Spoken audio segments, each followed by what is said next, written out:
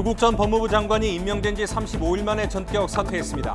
조국 전 장관은 검찰개혁을 위한 자신의 불쏘시개 역할은 여기까지고 할 수 있는 최선을 다했다고 말했습니다.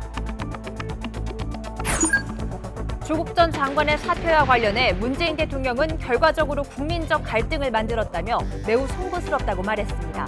그렇지만 검찰개혁에 큰 발걸음을 뗐다며 조 전 장관의 역할을 평가하고 검찰개혁에 끝까지 매진하겠다고 강조했습니다. 조국 전 장관은 사퇴 의사를 밝히기 전 2차 검찰개혁안을 발표했습니다. 검찰 특수부는 46년 만에 이름이 반부패 수사부로 바뀌고 3곳만 남게 됩니다. 태풍 하기비스가 일본을 강타하면서 후쿠시마 원전 방사성 폐기물과 오염수 관리 허점이 드러났습니다. 방사성 폐기물을 담은 자루가 폭우로 유실되고 오염수 처리 설비에는 무려 8번이나 누수 경보가 울렸지만 도쿄전력은 누수 여부를 명확히 설명하지 않고 있습니다. 전국철도노조가 사흘 동안의 경고 파업을 오늘 오전 마무리했습니다. 하지만 노조는 임금 인상과 4조 2교대 도입 요구안 등을 수용하지 않으면 다음 달 중순 총파업에 들어갈 방침이라 갈등의 불씨는 여전합니다. 내일 북한과 카타르 월드컵 예선전을 치르는 우리 축구 대표팀이 오늘 오후 평양에 입성했습니다. 하지만 북한의 비협조로 국내 팬들은 TV 생중계로 이 경기를 볼 수 없게 됐습니다. 여러분 안녕하십니까? 임명된 지 35일 만에 사퇴한 조국 전 장관은 검찰 개혁을 위한 불쏘시개 역할은 여기까지다 이렇게 밝혔습니다. 사퇴 결정은 여권에서도 전격적인 것으로 받아들여지고 있습니다. 하지만 민심 위반을 막기 위해 서둘러 출구 전략을 택했다는 분석도 나오고 있습니다. 먼저 조국 전 장관이 밝힌 사퇴의 변을 조성우 기자가 전해드립니다. 조국 장관이 굳은 표정으로 법무부 청사를 나섭니다. 지난달 9일 취임해 35일 만에 사의를 밝힌 조 장관은 송구하고 감사하다는 말을 남겼습니다. 국민 여러분께 죄송하고 송구하고 감사하고 고맙습니다. 저는 이제 한 명의 시민으로 돌아갑니다. 조 장관은 오후 1시 반쯤 A4 용지 4쪽 분량의 입장문을 배포해 장관직을 내려놓겠다는 뜻을 밝혔습니다. 검찰개혁은 학자와 지식인으로서 필생의 사명이었다며 문재인 정부의 첫 민정수석 그리고 법무장관으로서 지난 2년 반 동안 최선을 다했다고 돌아봤습니다. 자신은 검찰개혁을 위한 불쏘시개에 불과하고 그 역할은 여기까지라고 말했습니다. 가족에 대한 검찰 수사로 송구했지만 소임은 다하겠다는 각오로 하루하루를 감당했다고 돌아봤습니다. 취임 이후 한 달 넘게 밀어붙인 검찰개혁에 대해서는 거스를 수 없는 도도한 역사적 과제가 됐다며 어느 정권도 못한 일이라고 평가했습니다. 온갖 저항에도 검찰개혁이 여기까지 온 것은 모두 국민 덕분이라며 자신을 내려놓고 문재인 대통령에게 힘을 모아달라고 당부했습니다. 법무부 혁신과 검찰개혁의 과제는 저보다 훌륭한 후임자가 맡았을 겁니다. 더 중요하게는 국민들이 마지막 마무리를 해주실 거라고 믿습니다. 조 장관의 사의 표명은 오전에 검찰개혁 방안을 발표할 때에도 법무부 간부들조차 예상하지 못했을 정도로 전격적으로 발표됐습니다. 발표 직후 집무실에서 간부들과 소회를 나눈 조 장관은 퇴임식도 없이 직원들의 환송을 받으며 한 달여에 걸친 장관 업무를 마무리했습니다. YTN 조성호입니다. 조국 전 장관은 대통령에게 더는 부담을 줘선 안 된다는 것도 떠나는 이유의 하나로 설명했습니다. 또 검찰 수사로 가족들이 만신창이가 된 상태라며 지금 곁을 지키지 않으면 평생 후회할 것 같다고 심경을 밝혔습니다. 강희경 기자입니다. 조국 전 법무부 장관은 검찰개혁을 위한 불쏘시개라는 표현으로 자신의 소임은 끝났다고 설명했습니다. 검찰개혁 논의가 궤도에 올랐고 거스를 수 없는 역사적 과제가 된 만큼 이제 자신의 역할을 다했다고 밝혔습니다. 실제로 지난달 중순부터 열린 대규모 촛불 집회를 계기로 검찰개혁을 요구하는 여론이 강력하게 결집했습니다. 유례없는 여론의 압박 속에 검찰도 자체 개혁 방안을 속속 내놨고 청와대, 여당과의 공감 아래 구체적인 개혁 방안과 시간표도 마련됐습니다. 취임 초부터 강조한 속도감 있는 검찰개혁의 골격은 어느 정도 완성된 셈입니다. 검찰개혁의 도약대가 되겠습니다. 이번만큼은 저를 딛고 검찰개혁이 확실히 성공할 수 있도록 국민들께서 끝까지 지켜봐 주시길 바랍니다. 이런 상황에서 자신이 더 버틸 경우 오히려 국정 운영에 부담이 될 수 있다고 판단했습니다. 조 전 장관은 더는 가족 일로 대통령에게 부담을 줘선 안 된다고 판단했고 자신이 물러나야 검찰개혁의 완수가 가능한 시간이 왔다고 밝혔습니다. 검찰의 전방위 수사 속에 자신에 대한 부정적 여론이 여전하고 국정 지지도가 지속적으로 하락하는 점 등을 고려한 것으로 보입니다. 가족들 대부분이 검찰 수사를 받고 있는 것도 사퇴를 결정한 중요한 배경으로 작용했습니다. 조 전 장관은 온 가족이 만신창이가 돼 매우 힘들고 고통스럽다며 심경을 밝혔습니다. 인생에서 가장 힘들고 고통스러운 시간을 보내고 있는 가족의 곁에 함께 있어주지 못한다면 평생 후회할 것 같다며 자포자기하지 않도록 가족의 온기로 고통을 함께 감내하는 게 도리인 것 같다고 말했습니다. 결국 취임 35일 만에 스스로 물러나면서 조 전 장관은 재임 기간이 헌정사상 6번째로 짧은 법무부 수장으로 남게 됐습니다. YTN 강희경입니다. 문재인 대통령은 오늘 그 어느 때보다도 찹찹한 표정이었습니다. 조국 전 장관 사퇴와 관련해서 결과적으로 국민적 갈등을 만들었다며 매우 송구스럽다고 사과했습니다.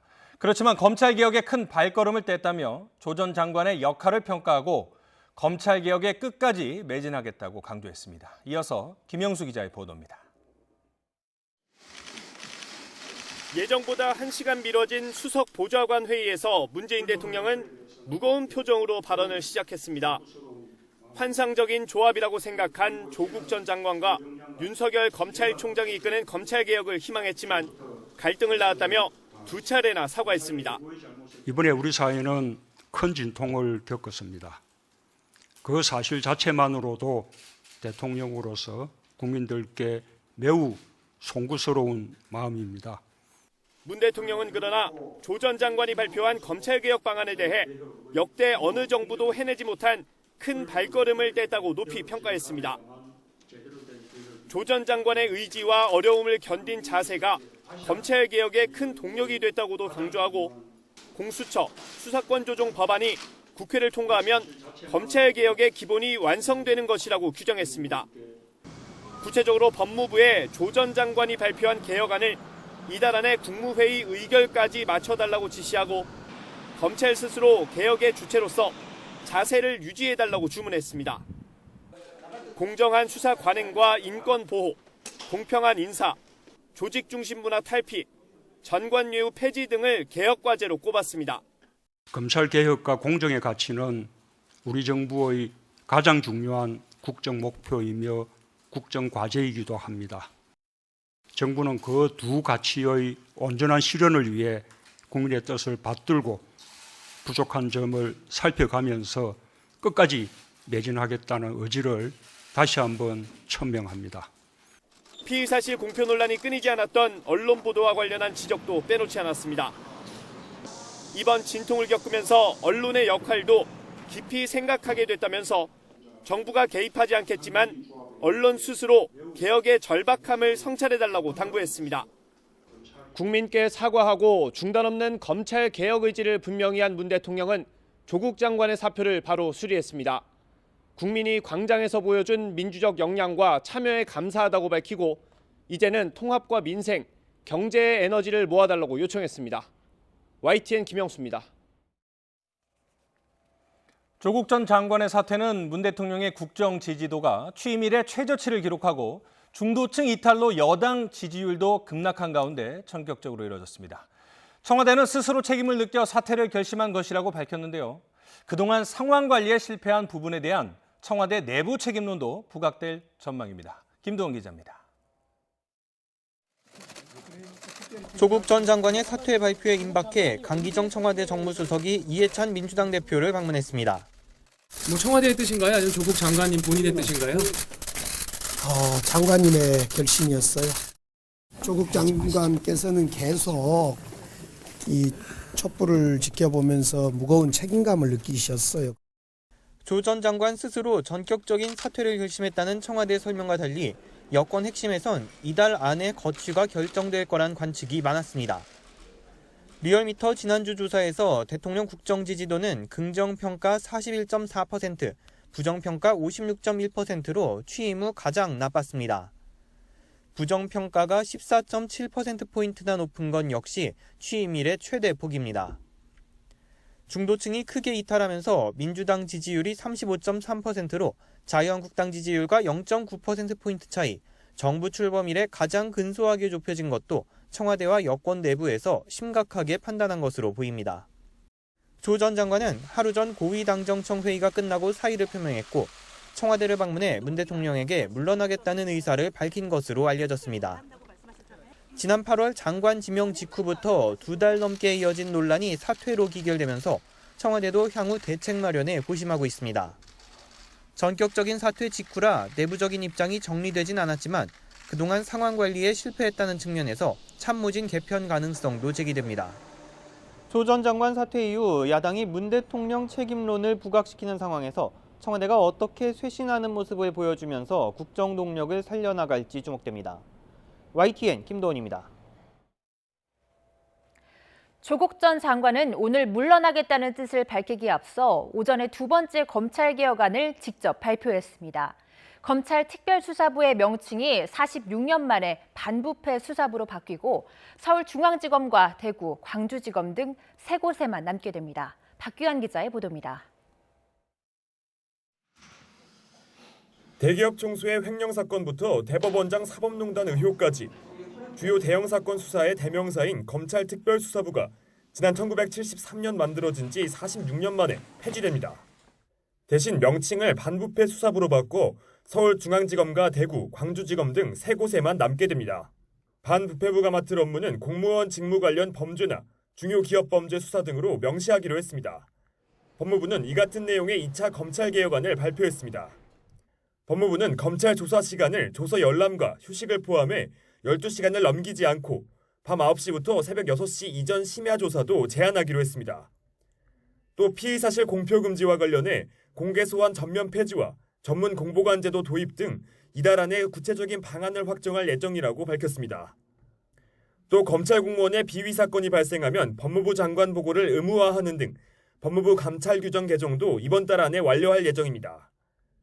다만 법무부의 감찰권 강화로 검찰에 대한 정권의 외압 가능성이 높아질 수 있다는 지적도 나옵니다. 법무부 감찰이 너무나 엄격해지고 검찰의 사사건 개입하게 되면 결과적으로 검찰 자체는 법무부의 눈치를 볼 수밖에 없고. 조국 전 장관은 이를 비롯해 공수처 설치 등 입법을 통해 검찰 개혁도 강조했지만 정작 발표 2시간 뒤에 사퇴 의사를 밝혔습니다. 이번만큼은 저를 딛고 검찰개혁이 확실히 성공할 수 있도록 국민들께서 끝까지 지켜봐 주시길 바랍니다. 조 전 장관은 우선 특수부 폐지를 포함한 검찰청 직제 개정안을 직접 국무회의에 상정할 예정이었지만 대신 김호수 법무부 차관이 참석하게 됐습니다. 법무부는 앞으로도 조 장관이 진행해온 검찰개혁과 법무혁신 등을 차질 없이 추진하고 흔들림 없이 업무를 수행하겠다고 밝혔습니다. YTN 박규환입니다. 예상 밖의 사퇴 발표에 법무부와 대검 간부들도 당혹감을 나타냈습니다. 사퇴를 보고받은 윤석열 총장은 아무런 반응을 하지 않았고 검찰도 공식 입장 없이 상황을 예의주시하고 있습니다. 이어서 정유신 기자의 보도입니다. 네, 11시 브리핑에서 뵙겠습니다. 법무부의 2차 개혁안 발표가 예정된 오전, 조 전 장관은 평소와 다름없이 출근했습니다. 기자회견장에서도 취재진은 물론 법무부 간부 누구도 2시간 뒤에 전격적인 사퇴 발표를 예상치 못했습니다. 다만 일문일답 과정에서 정치권의 11월 사퇴설에 대한 질문이 나왔지만 조 전 장관은 즉답을 피했습니다. 국민들께서 먼저 몸소 실천하시면서 저를 일깨워 주셨습니다. 마지막까지 제게 주어진 일과 소명에 사력을 다하겠습니다. 조 전 장관은 정심 직후 법무부 간부들을 회의실로 모아 사퇴 결심을 전한 뒤 다음 날 국정감사를 잘 챙겨달라고 당부한 것으로 전해졌습니다. 이어 오후 1시 30분 법무부는 출입기자단에 오후 2시 보도를 전제로 조 장관 사퇴 입장문을 배포했습니다. 대검찰청도 기자들에게 배포된 자료를 통해 조 전 장관 사퇴 소식을 접했다고 밝혔습니다. 대검 관계자는 조 전 장관 사의 표명을 보고받은 윤석열 총장이 입장문을 읽어본 뒤 아무런 언급이 없었다고 전했습니다. 조 전 장관 일가를 수사하고 있는 서울중앙지검 특수위부 수사팀도 특별히 드릴 말씀이 없다며 침묵을 지켰습니다. 그러나 검찰 내부에선 오전까지 검찰개혁 속도전을 강조하던 조 전 장관이 돌연 사퇴한 것에 당혹감을 감추지 못했습니다. 검찰개혁 관련 법안이 통과되기 전 국감 등 주요 일정을 앞에 두고 예상보다 서둘러 사퇴한 배경과 후폭풍에 촉각을 곤두세우고 있습니다. 정치권 일각에서는 윤석열 총장 동반 퇴진설도 흘러나왔지만 조 전 장관 관련 수사에 독립성을 강조해 왔던 만큼 당장 윤 총장이 물러설 가능성은 희박하다는 전망입니다. YTN 정윤신입니다. 조국 전 법무부 장관의 갑작스러운 사퇴에 대해 여당인 더불어민주당은 조 전 장관의 결정을 존중한다며 검찰개혁을 완수하겠다는 의지를 드러냈습니다. 반면 자유한국당과 바른미래당은 한 목소리로 사퇴는 당연하다면서 문재인 대통령의 대국민 사과를 요구했습니다. 우철희 기자입니다. 조국 전 장관의 전격적인 사퇴 소식이 전해지자 더불어민주당은 취재진의 질문에 말을 아꼈습니다. 2시간이 지나서야 당 수석 대변인 명의로 입장이 나왔는데 핵심은 검찰개혁 완수였습니다. 그러면서 자유한국당을 겨냥해 패스트트랙 수사와 사법개혁 논의에 성실하게 응할 것을 촉구했습니다. 더불어민주당이 책임지고 검찰개혁의 제도화를 기필코 마무리할 것입니다. 야당도 결단할 차례입니다. 반면 자유한국당은 조국 전 장관의 사퇴는 당연하다면서 검찰의 흔들림 없는 수사와 문재인 대통령의 대국민 사과를 요구했습니다. 반드시 국민 앞에 사죄하는 것이 필요하다고 생각합니다. 대통령이 오만과 독선의 정치를 이제 끝내야 된다는 것입니다. 바른미래당은 문 대통령의 사과와 함께 국론 통합이 급선무라며 문 대통령과 여야 5당 대표 회담을 제안했습니다. 이제는 그동안 분열과 대립으로 얼룩진 우리 사회를 치유하고 국민의 마음을 하나로 모아야 할 때입니다. 이른바 데스노트에 조국 전 장관을 넣지 않았던 정의당은 장관으로서 최선을 다했다며 고심을 존중한다고 밝혔고 민주평화당과 가칭 대한신당은 민심에 따른 결정이라는 입장을 내놨습니다. YTN 우철입니다. 조국 법무부 전 장관은 지면 66일, 임명 35일 만에 전격적으로 퇴장했지만 요동치던 전국이 안정될지는 미지수입니다.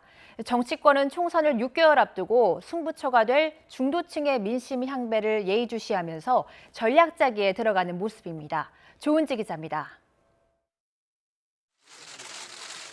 조국 전 장관의 사퇴 발표 이후 3시간 만에 모인 민주당 지도부는 검찰개혁을 출구 전략으로 삼는 모습입니다. 조국 방탄용 혹은 물타기라는 시선에서 벗어나 조 전 장관 사퇴를 계기로 사법개혁을 완수하고 개혁 대 반개혁 프레임으로 전국 주도권을 잡겠다는 겁니다. 검찰개혁은 이제 가장 중요하고 화급한 국가 1호 과제가 되었습니다. 지금부터 남은 15일 동안 여야가 검찰개혁과 관련해서 법 처리를 합의할 수 있도록 최선을 다하길 바랍니다. 반면 한국당은 조 전 장관 사퇴로 혹시 동정론이나 역풍이 일지는 않을지 이번 주 예정됐던 도심 집회 계획을 일단 보류하면서 여론을 예의주시하고 있습니다. 그러면서도 철저한 검찰 수사와 문재인 대통령의 직접 사과를 요구하며 대여 공세를 이어가겠다는 포석이 읽힙니다. 사퇴만으로 모든 것이 해결되는 것은 아니다. 청와대와 정부 여당이 제자리를 찾아가는 노력을 해줄 것을 촉구합니다. 그 첫 번째는 문재인 대통령의 사과라는 말씀을. 리얼미터가 YTN 의뢰로 한 여론조사에서 두 당의 지지율 격차가 오차범위 내인 0.9%포인트, 문재인 정부 출범 이후 최소치로 집계되면서 총선 6개월 전 여야는 다시 출발선에 섰습니다. 민주당도 한국당도 싫다는 중도층 민심 쟁탈전과 함께 정치권 합종 연행도 본격화할 것으로 보입니다. 여당은 패스트트랙 법안을 당장 이달 말 국회 본회의에 올리겠다고 겨루고 있는데 한국당을 제외한 야3당은 사법개혁 법안보다 선거법 개정이 먼저라고 맞서고 있어 파열음이 예상됩니다. 선거법을 선처리하고 그 이후에 사법개혁 법안들 공수처법과 검경수사권 조정 법안을 처리하는 것으로 합의했고 만천하에 발표했습니다. 패스트트랙을 원천적으로 무효 선언하는 것과 다름없습니다. 여기에 바른미래당과 민주평화당 모두 내홍으로 찢어졌고 한국당 의원 절반은 패스트트랙 수사선상에 올라있는 점도 10월 국회가 안개 속인 이유입니다. 조국 사태로 두동강난 광장 민심에 여야 모두 승자는 없었다는 관전평이 나옵니다. 총선을 6개월 앞두고 맞이하는 포스트 조국 정국이 어떻게 흘러갈지 여의도 정치권은 여론 향배에 촉각을 곤두세우는 모습입니다. YTN 조은지입니다. 조국 전 장관의 사태로 2달 넘게 계속된 이른바 조국 정국도 새로운 국면을 맞게 됐습니다. 장관 후보 지명부터 전격 사퇴까지 지난 66일을 안윤학 기자가 정리했습니다. 민정수석에서 물러난 지 2주 만에 법무부 장관 후보자로 지명된 첫날, 조국 후보자는 검찰개혁에 대한 의지를 다졌습니다. 서해 맹산의 정신으로 공정한 법질서 확립, 검찰개혁, 법무부 혁신 등의 소명을 완수하겠습니다. 하지만 지명 이후는 가시밭길의 연속이었습니다. 가족의 사모펀드 투자 논란에 딸의 논문과 장학금 특혜 의혹, 표창장 위조 의혹 등 악재가 잇따라 불거졌습니다. 대학가를 중심으로 반발이 커지고 보수 야당은 파상 공세를 펼쳤습니다. 검찰까지 인사청문회를 앞두고 20여 곳에 대한 전방위 압수수색에 나서면서 대대적인 수사에 착수했습니다. 인사청문회를 앞두고 검찰 수사가 개시되어서 좀 당황스럽습니다. 조 후보자의 적극적인 해명에도 논란이 식지 않는 가운데 청와대는 장관으로 임명하면서 정면 돌파의 의지를 밝혔습니다. 저는 누구도 함부로 되돌릴 수 없는 검찰개혁을 시민들, 전문가들, 그리고 여러분들과 함께 완수하고자 합니다. 검찰도 멈추지 않았습니다. 인사청문회 당일 부인 정경심 교수를 전격 기소한 데 이어 11시간에 걸친 자택 압수수색, 가족들의 잇따른 소환으로 압박의 수위를 높여나갔습니다. 검찰의 이례적 수사 강도에 반발해 서초동에선 대규모 촛불 집회가 열렸고 이에 맞서 보수 진영은 광화문에서 집결했습니다.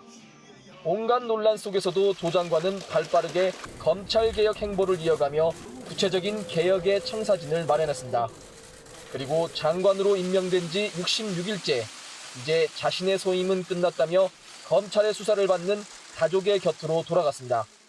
국민 여러분께 죄송하고 송구하고 감사하고 고맙습니다. 저는 이제 한 명의 시민으로 돌아갑니다. YTN 안윤학입니다.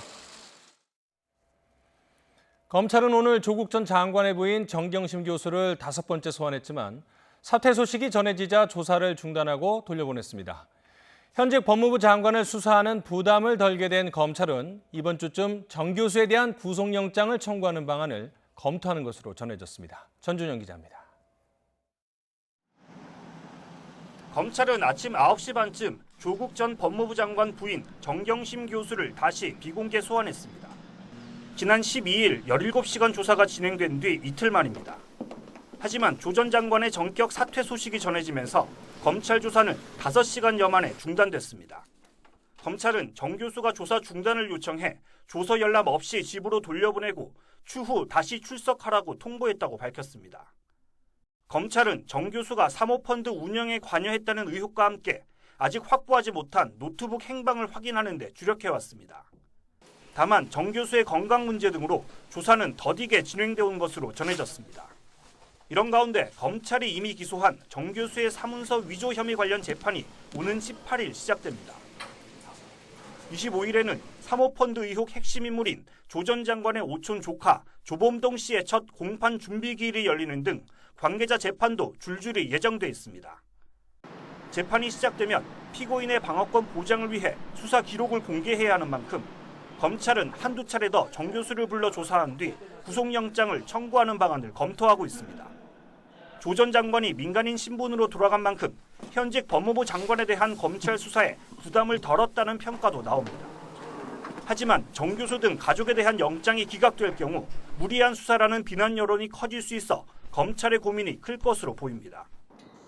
검찰은 수사가 장기화할수록 부담도 커지는 만큼 가능한 이달 내 수사를 마무리하기 위해 남은 수사에 속도를 낼 방침입니다. YTN 전준영입니다.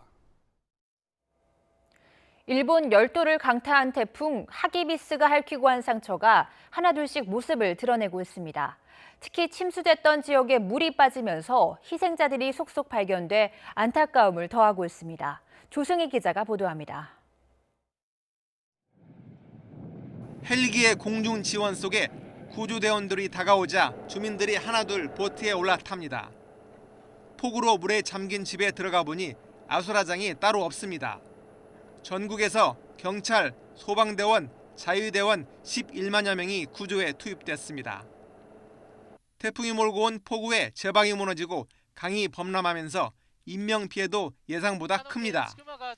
피해 집계가 다 끝나지도 않았는데 실종자와 사망자가 이미 수십 명에 이릅니다. 특히 제방이 붕괴하거나 하천 범람으로 침수됐던 곳에서 물이 빠지면서 희생자가 속속 확인되고 있습니다. 간토와 도호쿠 지방에선 하루 1000mm 이상의 큰 비가 내렸는데 시즈오카현 후지노미야시에서는 지역 연간 강수량의 최대 40%에 해당하는 물폭탄이 쏟아졌습니다.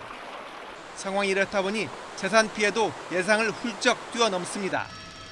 일본 국토교통성은 제방 24곳이 무너지고 하천도 140여 곳이 범람했다고 밝혔습니다.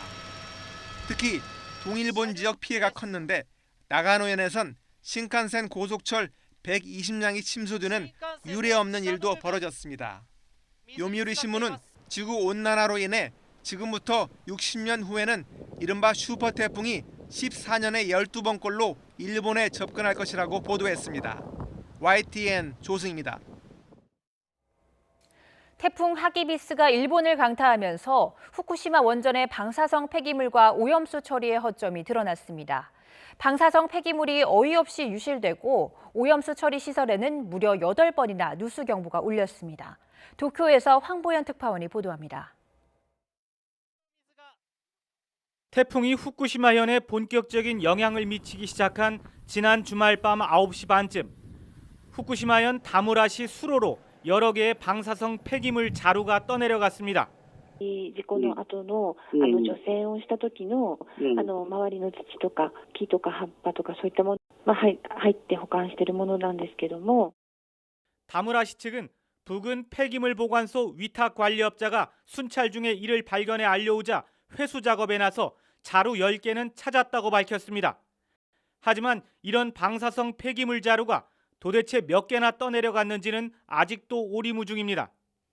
유실된 자루가 원래 있던 보관소에는 약 2,700개가 쌓여 있었고 이런 보관소가 다무라시에만 95곳이나 됩니다.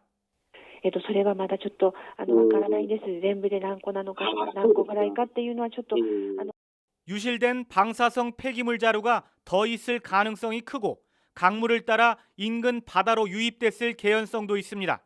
현지 언론은 폭우가 충분히 예보된 상황이었지만 이에 대한 별다른 대비가 없었다고 지적했습니다.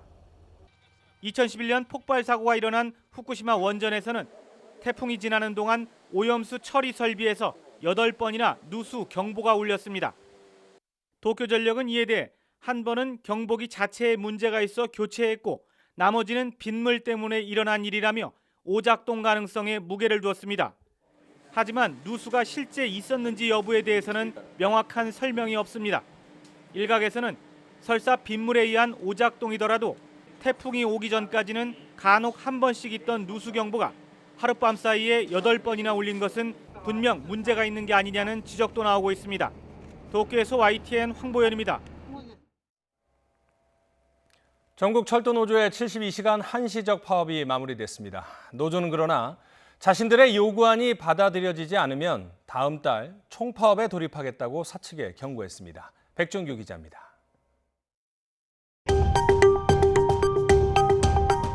지난 11일부터 이어진 72시간 철도 노조 경고 파업.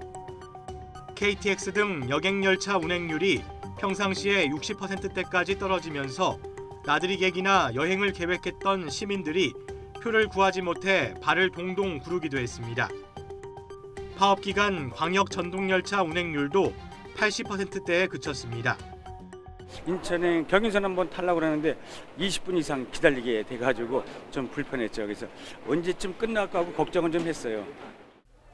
파업 마지막 날은 광역 전동열차가 첫 차부터 사실상 100% 운행률을 보이면서 다행히 출근길 대란은 없었습니다. 오늘은 그걸 크게 생각하진 않았는데 평소하고 똑같았고 오히려 사람이 적게 느껴져서 편했어요. 한시적 파업은 종료됐지만 노사 협상은 제자리 걸음입니다.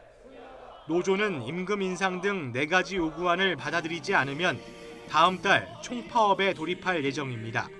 진전된 안을 가지고 교섭에 임한다면 파업을 종료할 계획을 갖고 있었는데 공사 측에서 아무런 답변도 하지 않았고요. 관망하는 입장 정도를 하긴 했습니다. 코레일 측은 여전히 노조의 요구안을 자체적으로는 수용할 수 없고 기획재정부와 국토교통부 등 정부 차원의 논의가 필요하다는 입장입니다. 또 11월 달에 별도의 그 계획을 예정에 잡고 있는 것으로 알고 있습니다. 더 큰 불편이 없도록 조금 더 서둘러서 그 노사교섭에 임하고 양측이 접점을 찾지 못해 다음 달 총파업이 현실화하면 수송 대란이 불가피해 보입니다. 여기에 수요일부터는 서울 지하철이 사흘 동안 파업에 돌입할 예정이어서 교통 혼란이 이어질 것으로 보입니다. YTN 백종규입니다. 평양에 입성한 우리 축구 대표팀과 북한의 카타르 월드컵 예선전이 내일 오후 열립니다. 29년 만에 남자 대표팀의 평양 원정이 성사됐지만 북한의 비협조로 국내 팬들은 TV 생중계로 경기를 볼 수 없게 됐습니다. 최도희 기자입니다. 레바논과의 홈 1차전에서 2대0 완승을 한 북한. 스리랑카마저 제압해 2연승을 내달리며 우리와 승점은 같지만 골득실에서 밀린 조 2위입니다. 탄탄한 수비 후에 한광성과 정일관을 활용한 역습이 위력적이라는 평가입니다. 북한이 두꺼운 수비벽을 세우며 수비에 치중한 뒤 발빠른 공격 자원들을 적극적으로 활용할 것으로 보이는 만큼 우리가 이른 시간 선제골을 넣는 게 급선무입니다.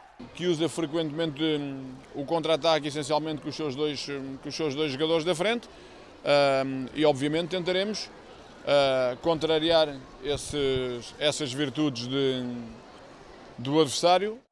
경계 대상 1호는 인민 호날두라고도 불리는 한광성. 이탈리아 세리에 A 유벤투스 23세 이하 팀에서 뛰고 있는 북한 축구의 기대주로 강한 힘과 스피드가 장점입니다.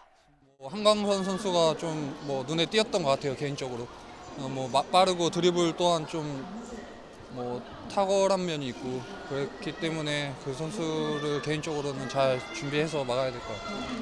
북한과의 역대 전적에선 우리가 7승 8무 1패로 압도적인 우위지만 최근 북한이 14년간 홈경기 무패 행진이라는 건 신경 쓰이는 대목입니다.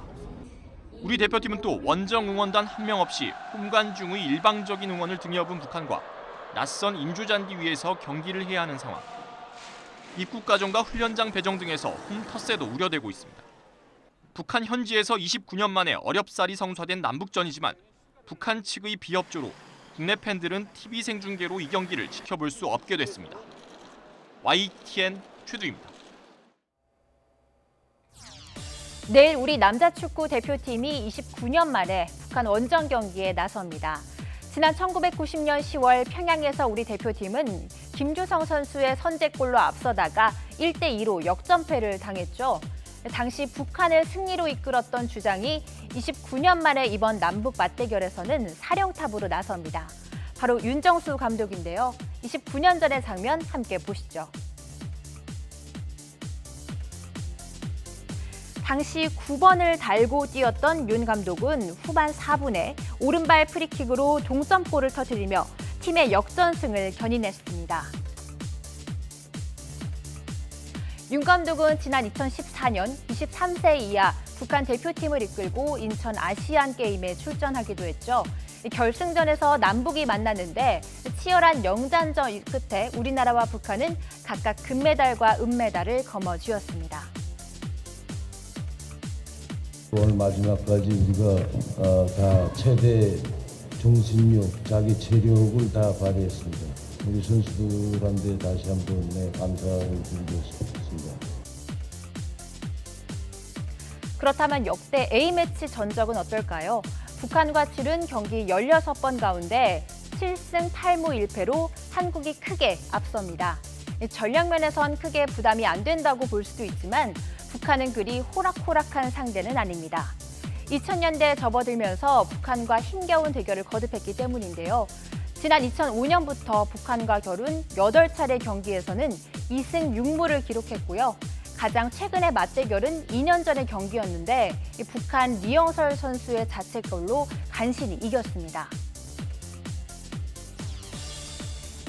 내일 경기가 열리는 김일성 경기장은 북한이 지난 14년 동안 무패 행진을 이어온 곳입니다. 우리 팀은 응원단도 없고 인조잔디 같은 낯선 환경에서 불리할 수밖에 없는 조건인데요. 벤투호가 원정 무덤 징크스를 딛고 승리 소식을 알려주길 기대해봅니다. 그룹 FX 출신 설리 씨가 자택에서 숨진 채 발견됐습니다. 설리 씨는 그동안 엄청난 악플에 시달려 왔는데 아직 정확한 사망 이유는 알려지지 않았습니다. 경찰은 일단 설리 씨가 극단적인 선택을 한 것으로 보고 수사하고 있습니다. 차유정 기자입니다. 연예인 설리 씨의 자택 앞에 경찰들과 취재진이 몰려 있습니다. 곳곳에 통제선을 쳐 출입을 막고 있습니다. 설리 씨가 집에서 숨진 채 발견됐다는 신고가 접수된 건 오후 3시 20분쯤입니다. 매니저가 연락이 닿지 않자 집으로 찾아갔다가 설리 씨가 숨져 있는 것을 보고 119 구급대에 신고했습니다. 구급대가 도착했을 때는 이미 숨을 거둔 상태였습니다. 경찰은 특별한 범죄 혐의점이 발견되지 않은 점으로 미뤄 설리 씨가 스스로 극단적인 선택을 한 것으로 보고 있습니다. 아직까지는 없습니다. 설리 씨는 지난 2005년 아역 배우로 데뷔한 뒤 그룹 FX로 활동하며 큰 인기를 얻었지만 악성 댓글과 뜬 소문에 시달려왔습니다. 지난 2014년엔 악성 댓글로 인한 고통을 호소하며 연예 활동을 잠정 중단하고 팀을 탈퇴하기까지 했지만 최근 다시 한 케이블 TV MC를 맡는 등 활동을 재개했습니다.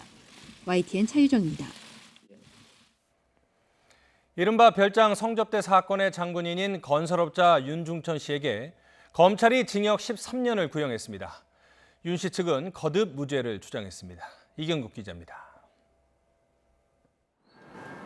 이른바 별장 성접대의 핵심 인물 건설업자 윤중천 씨에게 징역 13년이 구형됐습니다. 검찰은 결심 공판에서 윤 씨에게 징역 13년과 추징금 14억 7천만 원을 선고해달라고 재판부에 요청했습니다. 윤 씨는 이모 씨를 협박해 김학의 전 법무부 차관 등 유력 인사에게 성관계를 맺도록 한 혐의로 재판에 넘겨졌습니다. 또 자신이 직접 성폭행도 내연녀와 부동산 개발업체 등으로부터 44억여 원을 가로채거나 뜯어내려 한 혐의도 받습니다. 하지만 윤 씨의 변호인은 마지막까지 무죄를 주장했습니다. 우선 재수사를 권고한 법무부 과거사위원회가 국무회의도 거치지 않고 단순히 법무부 훈령에 따라 설치됐다며 위법한 기구라고 주장했습니다. 이어 두 차례 불기소 처분은 물론 재정 신청까지 기각된 사건을 수사한 건 먼지털기식 수사라고 밝혔습니다.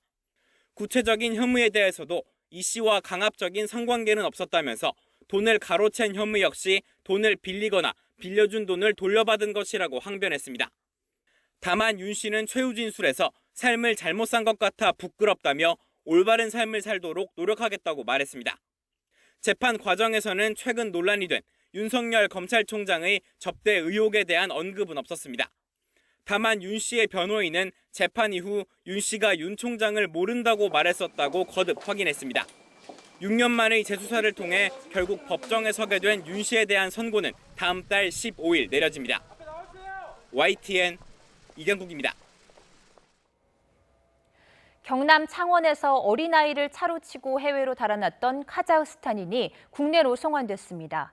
도피 27일 만에 송환된 피의자는 아이에게 미안하다고 말했습니다. 나혜인 기자가 보도합니다. 8살 초등학생을 상대로 뺑소니 사고를 낸 피의자 A씨가 입국장에 모습을 드러냅니다.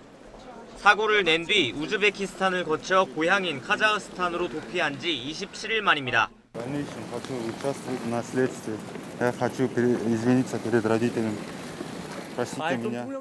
A씨는 지난달 16일 경남 창원에서 무면허로 차를 몰다 8살 남자아이를 치고 달아났습니다. 아이는 뇌출혈까지 일어나는 중상을 입었지만 A씨는 아무 조치도 하지 않고 다음 날 바로 출국했습니다. 인터폴 등과의 공조 수사로 A씨를 찾은 경찰은 현지 당국에 범죄인 인도를 요청하고 외교 채널을 통해 자진 귀국을 설득했습니다. 출국 직전 A씨를 숨겨줬던 친누나가 한국에 잡혀있는 상황도 A씨가 자수하는 계기가 된 것으로 전해졌습니다. 누나도 이 사건 계기로 이제 불법 체류자가 밝혀져서 좀 법무부의 보호 상태고 하기 때문에 여러 가지 면에서 좀 부담을 많이 느낀 것 같습니다. 피해 어린이는 다행히 상태가 많이 나아진 것으로 알려졌습니다. 하지만 A씨를 엄벌해달라는 피해자 가족의 국민청원에는 6만 5천 명이 넘는 시민들이 동참했습니다.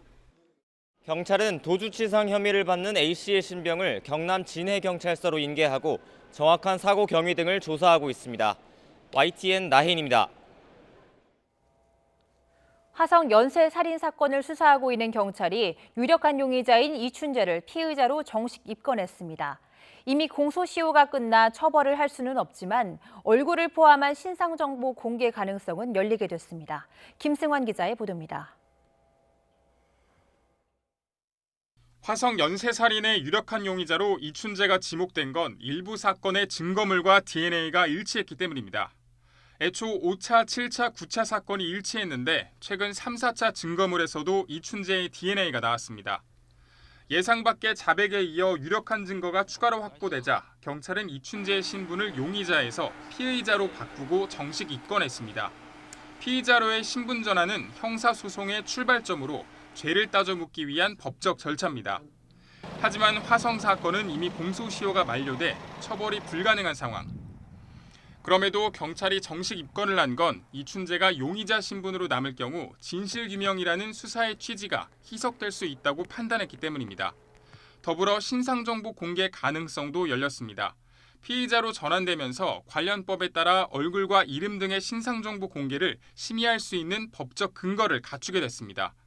경찰은 그간 피의자를 검찰에 송치할 때 모자 등을 제공하지 않는 소극적인 방법으로 얼굴을 공개해왔습니다. 다만 이춘재는 부산교도소에 수감 중이어서 현재 모습이 공개되는 기회가 있을지는 미지수입니다. YTN 김승환입니다. 고유정이 재판에서 우발적 범행의 증거라며 제시한 오른손 상처가 방어가 아닌 공격할 때 생겼을 가능성이 있다는 법의학자 판단이 나왔습니다. 하지만 고유정 측은 해당 손사진이 상처가 생기고 12일이 지난 뒤에 찍힌 것이라며 감정 결과를 반박했습니다. 이성호 기자입니다. 고유정이 우발적 범행을 주장하며 증거 보전 신청을 한 오른손 상처. 제주지방법원에서 열린 고유정의 5차 공판에서는 이 상처가 왜 생겼는지를 놓고 공방이 이어졌습니다. 재판에는 상처를 감정했던 법의학자와 고유정을 치료한 의사가 각각 검찰과 피고인 측 증인으로 출석했습니다. 검찰 측 증인인 강현욱 법의학 교수는 손 바깥쪽에 평행한 상처 3개가 있으려면 3번 공격이 일정한 방향으로 있어야 하는데 3번을 같이 맞춘다는 건 이해하기 어려운 정황이라고 말했습니다. 이어 가해자가 극도로 흥분한 상태에서 상대방을 여러 차례 찌르는 과정에서 칼날이 부딪히게 되면 자신의 손 바깥쪽에 평행하게 상처가 형성될 수 있다고 설명했습니다. 강 교수는 따라서 이런 손상은 자신의 행위로 인해 생성됐을 가능성이 크다며 공격자의 행위로 발생한 것으로 판단할 수 있다고 덧붙였습니다.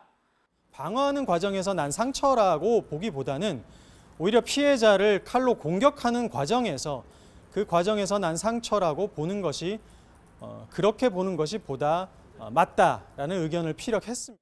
하지만 고유정 측 변호인은 감정 결과는 고 씨가 전 남편에게 성폭행을 당하는 상황이었고 다른 방에 어린 자녀가 있었다는 점을 전혀 고려하지 않았다고 덧붙였습니다. 또 법의학 교수가 분석한 고유정의 손 사진은 상처가 발생하고 12일이 지난 뒤 찍힌 것이라며 감정의 신뢰성에도 의문을 제기했습니다. 일단은 현장 혈흔 나와 있고 그거를 현장에서 보는 거하고 사진하고 이렇게 비교하는 거는 다르잖아요. 그리고 또 그곳이 한번 기자분들 한번 가보세요. 그 주택가가. 거기가 사람 죽이기 그렇게 좋은 곳인가. 고유정의 6차 공판은 다음 달 4일로 피해자 유족이 증인으로 출석할 예정입니다. YTN 이성호입니다.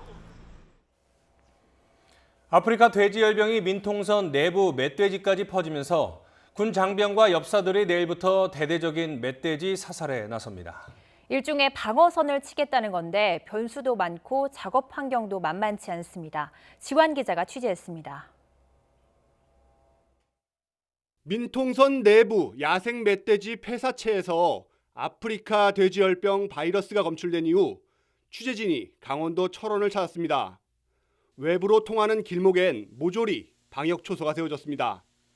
철원군의 차단 방역은 일단 서쪽인 경기 지역과의 도로를 세로로 막고요. 그 다음에 강원도 남부 지역, 그러니까 남쪽을 가로로 다시 막는 방식입니다. 일단 발생 지역인 경기도 연천군에서 바이러스 유입을 막고 혹시 뚫리더라도 남쪽으로는 내려보내지 않겠다는 겁니다. 그런데 변수가 있습니다. 바로 멧돼지입니다.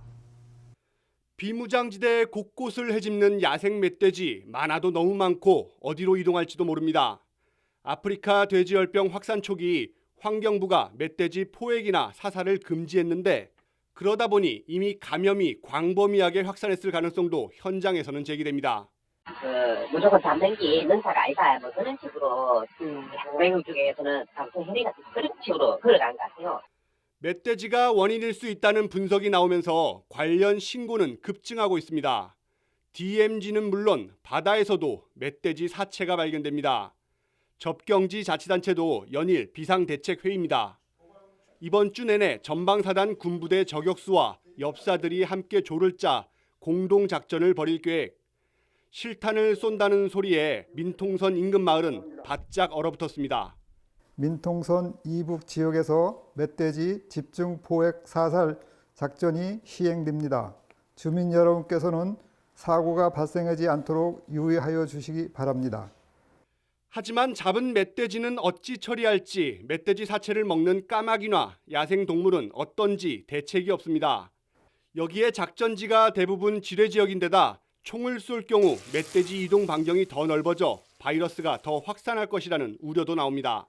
이거 얘들이 총 맞고선도 지뢰밭으로 들어가니까 우린 사람이 가서 저기 보이는데도 못 주워오는 거죠. 지뢰밭 가운데 있으니까. 철원 군청에서 철원군 주민 전체에게 조금 전에 문자 메시지를 보냈습니다. 저도 받았는데요. 앞으로 사흘간 이곳 민통선 지역에서 실탄을 써서 야생 멧돼지 포획 그리고 사살 작업을 한다는 그런 내용입니다. 주민들은 출입을 통제하니까 협조를 바란다는 그런 내용인데요. 정말 뚫리면 끝장 이런 말이 생각나는 현장입니다. 지금까지 강원도 철원에서 YTN 지환입니다. 요즘 돼지갈비를 싼 값에 무한 리필로 파는 음식점이 많은데요.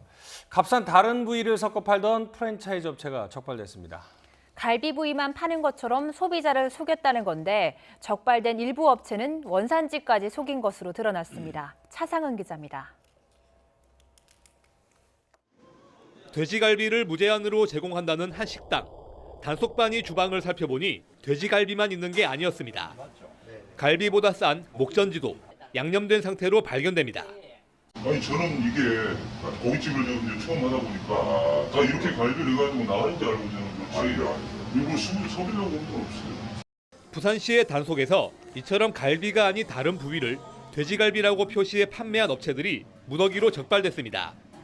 가격표에는 돼지갈비를 파는 것처럼 표시하면서 실제로는 돼지 목전지만 내놓거나 갈비와 섞어서 판매해 소비자를 기만했다고 부산시는 밝혔습니다.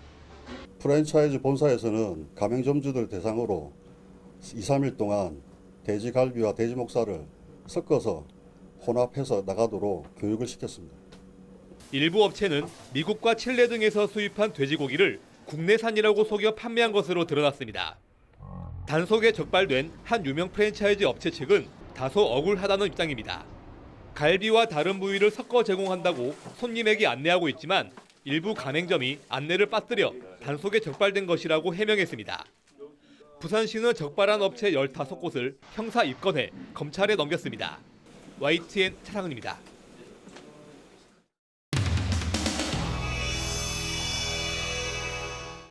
국세청에 대한 2019년도 국회 기획재정위원회 국정감사 실시를 선언합니다.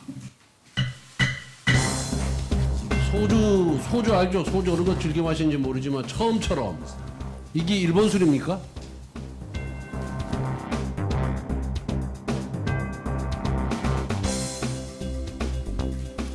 한국에서 만드는 걸로 알고 있습니다. 그렇습니다. 그런데 이게 이제 한일 무역 갈등으로 인해서 일본 제품에 대한 불매 운동이 벌어지자 이 일본 술도 아닌데 일본 술이다 이렇게 허위사실 유포하면서 처음처럼에는 일장기가 붙어 있어야 하지 않나요? 친일기업 롯데 처음처럼 손절하고 진로 이집을 갈아탔습니다. 이거 누가 뒤에서 조정하는지 보이지 않습니까? 이거 이 국세청이 건전한 주류 거래 질서 확립을 위해서 관리 감독해야 되는데 나는 이거 역할을 제대로 하고 있는지 정말 의문스럽습니다. 일본 제품 불매 운동이 편성해서 특정 기업 죽이는 거 이거는 국세청이 나서서 막아야 된다고 생각하는데 어떻게 하실 겁니까? 정부에 벗어난 이러한 시장 왜곡 행위는 전체 주류 산업 발전에 저의 의인으로 작용할 수 있습니다. 저희가 법과 원칙에 따라 공정하게 조치하겠습니다. 좋습니다. 이 공장이 강원도 강릉에 있는 건 알고 있죠? 예, 수업철 공장이.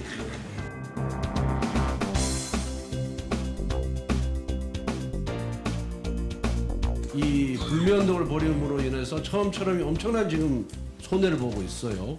매출이 일본 불매운동 이후에 40% 감소했고 강릉 공장의 가동률도 32% 감소를 했어요. 그래서 고용 인원도 21명이 지금 줄었습니다. 이 처음처럼이 강릉 합동 양조장에서 시작해가지고 주식회사 경울로 넘어갔다가 이게 두산그룹으로 넘어갔다가 2009년에 롯데로 편입이 됩니다. 이 처음처럼이라는 이름도 롯데에서 지은 게 아니고 두산이 운영할 때 지은 거예요. 두산이 운영할 때.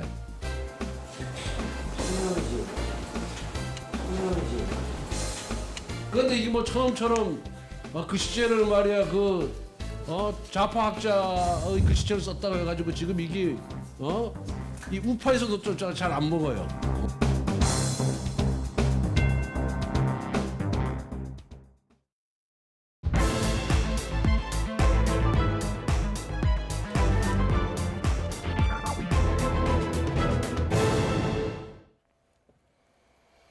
조국 전 법무부 장관이 취임 35일 만에 사퇴했습니다. 문 대통령은 이와 관련해서 매우 송구스럽다라는 그런 입장과 함께 마지막까지 검찰 개혁에 대한 굳은 의지를 강조했습니다. 여야 정치권은 이른바 포스트 조국 정국을 둘러싼 수싸움에 돌입한 모습입니다. 나이트 포커스 강훈식 민주당 의원, 백승주 한국당 의원 나오셨습니다. 안녕하세요. 네, 안녕하십니까. 안녕하십니까. 네. 먼저 주제어 영상부터 보겠습니다. 공정한 법질서 확립, 검찰개혁, 법무부 혁신 등의 소명을 완수하겠습니다. 제가 만신창이가 되었지만 제가 할 수 있는 데까지 다 해보겠습니다. 조국 패밀리가 조국 후보하고 나경원 대표가 조국 인지도는 최고로 높아갔다. 조국 도저히 물러설 의지가 없는 만큼 박지원 전 대통령 탄핵을 한 광화문 촛불 집회를 연상시키는 대통령이 앞장서서 분열을 선동하고 진영 애결을 부추기면서 국민으로부터 신뢰받는 권력기관이 될 수 있는 방안을 조속히 마련해 제시해 주길 바랍니다.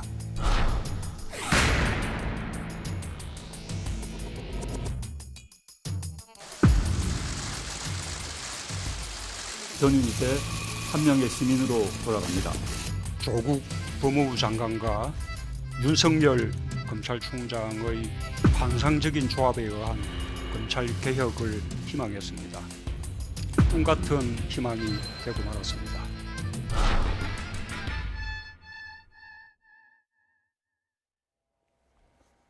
네, 사실 1-2주 전부터 언론을 통해서 여당의 출구 전략, 조국 전 장관의 사퇴설이 나오기 시작했고 구체적으로도 시점을 다음 달 초쯤이 될 것이다 이렇게 이야기가 나오기 시작했는데 그래서 오늘 이 사태는 좀 전격적이다 뭐 그런 이야기들이 나오는데 충분히 예상했던 사안인지 좀 궁금합니다. 아닙니다. 전혀 저희로서도 되게 당황할 정도로 예상하지 못했던 일이고 아까 앵커께서 말씀하신 것처럼 사실은 이제 저희가 패스트트랙에 대한 문제를 좀 처리하면서 그 이후에 제도적인 정비를 해놓고 조국 장관이 그런 물러나는 그러니까 검찰 개혁을 우선시하는 것이 더 중요한 관점이 아니었냐 이런 인식들이 강했는데요. 오늘 갑작스러운 사태라고 저희는 받아들이고 있습니다. 그러면은 여권 내부에서는 미리 협의를 했냐 이런 얘기들도 나오는데 일단 여당 의원들 입장에서는 전혀 감을 잡지 못했던 예, 저희들은 사실 오늘 오전에 알았었던 분들이 좀 있었던 것 같긴 한데 지도부나 중심으로는 그랬던 것 같은데요. 지금 나오는 보도만 종합해 보면 어제 당정청 협의를 2시에 이제 저희 국회에서 하고 네. 조국 장관하고 같이 검찰 개혁 관련된 것들을 준비해서 당과 또 제도로 어떻게 만들 거냐, 또 법률로 어떻게 만들 거냐라는 당정청 협의를 하고 그날 저녁에 이제 어쨌든 그 민정수석과 대통령과 법무부 장관, 법무부 장관 입장에서는 당정청 협의 결과를 보고하러 갔을 것으로 보입니다. 네. 그 자리에서 이야기했다는 보도가 나오는 것이죠. 그러니까 저희로서는 사실 청와대에 있었던 일에 대해서는 확인을 못하지만 현재 네. 그런 보도가 나오고 있고 아마 그런 순서로 이루어졌을 것 같고요. 네. 오늘 오전에서야 저희는 좀 이제 그렇군요. 지도부나 이런 분들은 들었던 것 같습니다. 자유한국당 입장에서는 조국 장관의 사태가 끝이 아니라 시작에 불과하다 뭐 이런 입장을 정리한 것 같아요. 또 다른 어떤 요구 같은 것들이 계속 나오고 있는 것 같습니다. 지도부를 중심으로. 그렇습니다. 지금 조국 장관이 뭐 전격적이었다 하지만 사실 지난주 중후반부터 네. 강금에게 의견 수렴을 하는 것이 감지됐었거든요. 네. 그래서 의견 수렴 결과라는 건 다 알 수 있는 내용이었고 네. 조만간 사퇴할 거라는 것이 우리 당내에서만이 이렇게 알려지고 있습니다. 사실 오늘 할 거라고 생각 못했지만 네. 조만간 거치 문제가 네. 결정이 될 것이라 생각을 했습니다. 사실 본인이 오늘 뭐 가족이 만신창이가 되었다 이런 아픔을 얘기를 했습니다만은 사실 대한민국이 35일간 만신창이가 되었지 않습니까? 이런 부분에서 뭐 상황에서 결단을 했는데 이 만신창이가 된 대한민국을 정상화시키는 시작이 되겠죠. 네. 우리 당에서는 사태가 되어서 이렇게 국가가 분열되고 국론이 분열되고 대한민국이 이렇게 나락으로 떨어지는 이 상황에서 사태만으로 모든 게 수습되겠느냐는 인식을 갖고 있습니다. 그래서 국가를 정상으로 만드는 하나의 출발점이 돼야 된다. 네. 국가 정상화의 출발점이 돼야 된다. 이런 인식을 지도부라든지 당의 의원들이 네. 많이 갖고 있습니다. 그러니까 조국 장관 사태로 인해서 국론이 부혈됐기 때문에 그것을 봉합하는 작업이 추가로 필요하다 이렇게 보시는군요. 통합을 복원시켜야 되는데 네. 조국 장관이 사퇴하면서 뭐 첫째도 강조하고 둘째도 검찰 개혁 또 네. 패스트트랙을 조기에 하겠다 이런 부분은 새로운 분열로 가는 것이기 때문에 네. 이런 부분에 대해서 우리가 네.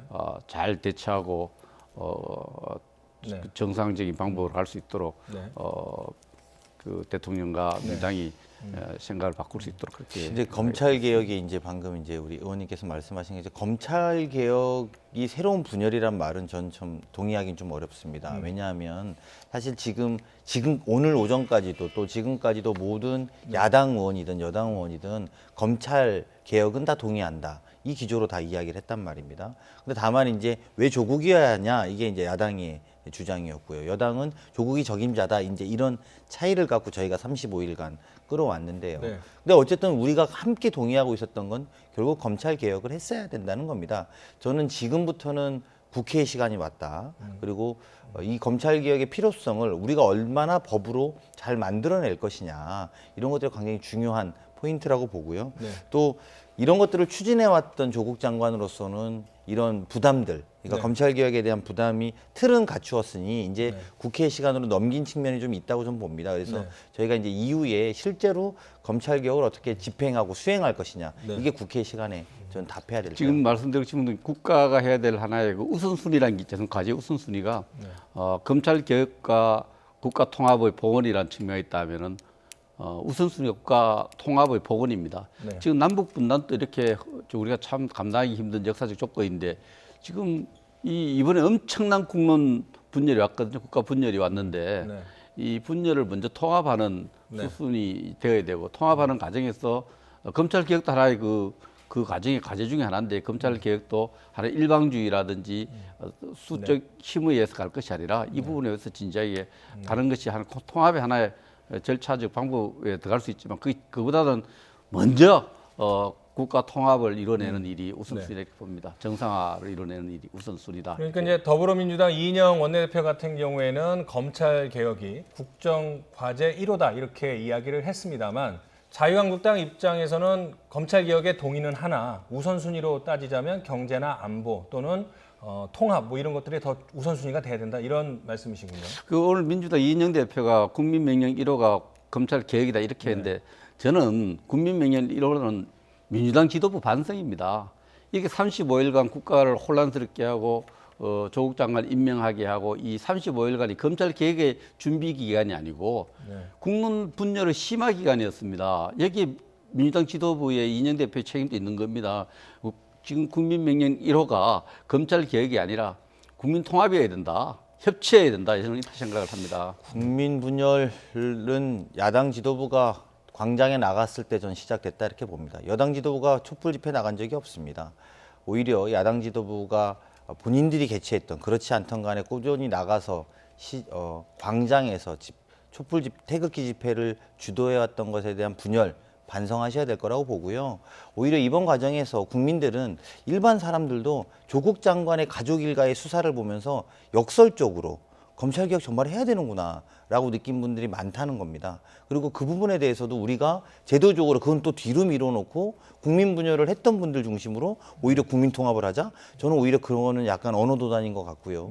오히려 조금 더 생각해봐야 되는 문제는 구체적으로 이 검경 수사권 분리를 어떻게 할 것이냐, 아니면 공수처 설치 문제에 대한 이견들은 무엇이냐, 이런 것들 갖고 토론하는 것이 성숙한 국회의 자세다, 저는 이렇게 생각이 듭니다. 지금 상황에 국론 분열이 심화된 데서 어느 정치인 또 어느 정당도 완전히 자유로울 수는 없습니다만 오늘 대통령도 포괄적으로 그 부분에 대해서 국론 분열을 야기한 부분에 대해서 송구하다 국민에게 사과를 했습니다.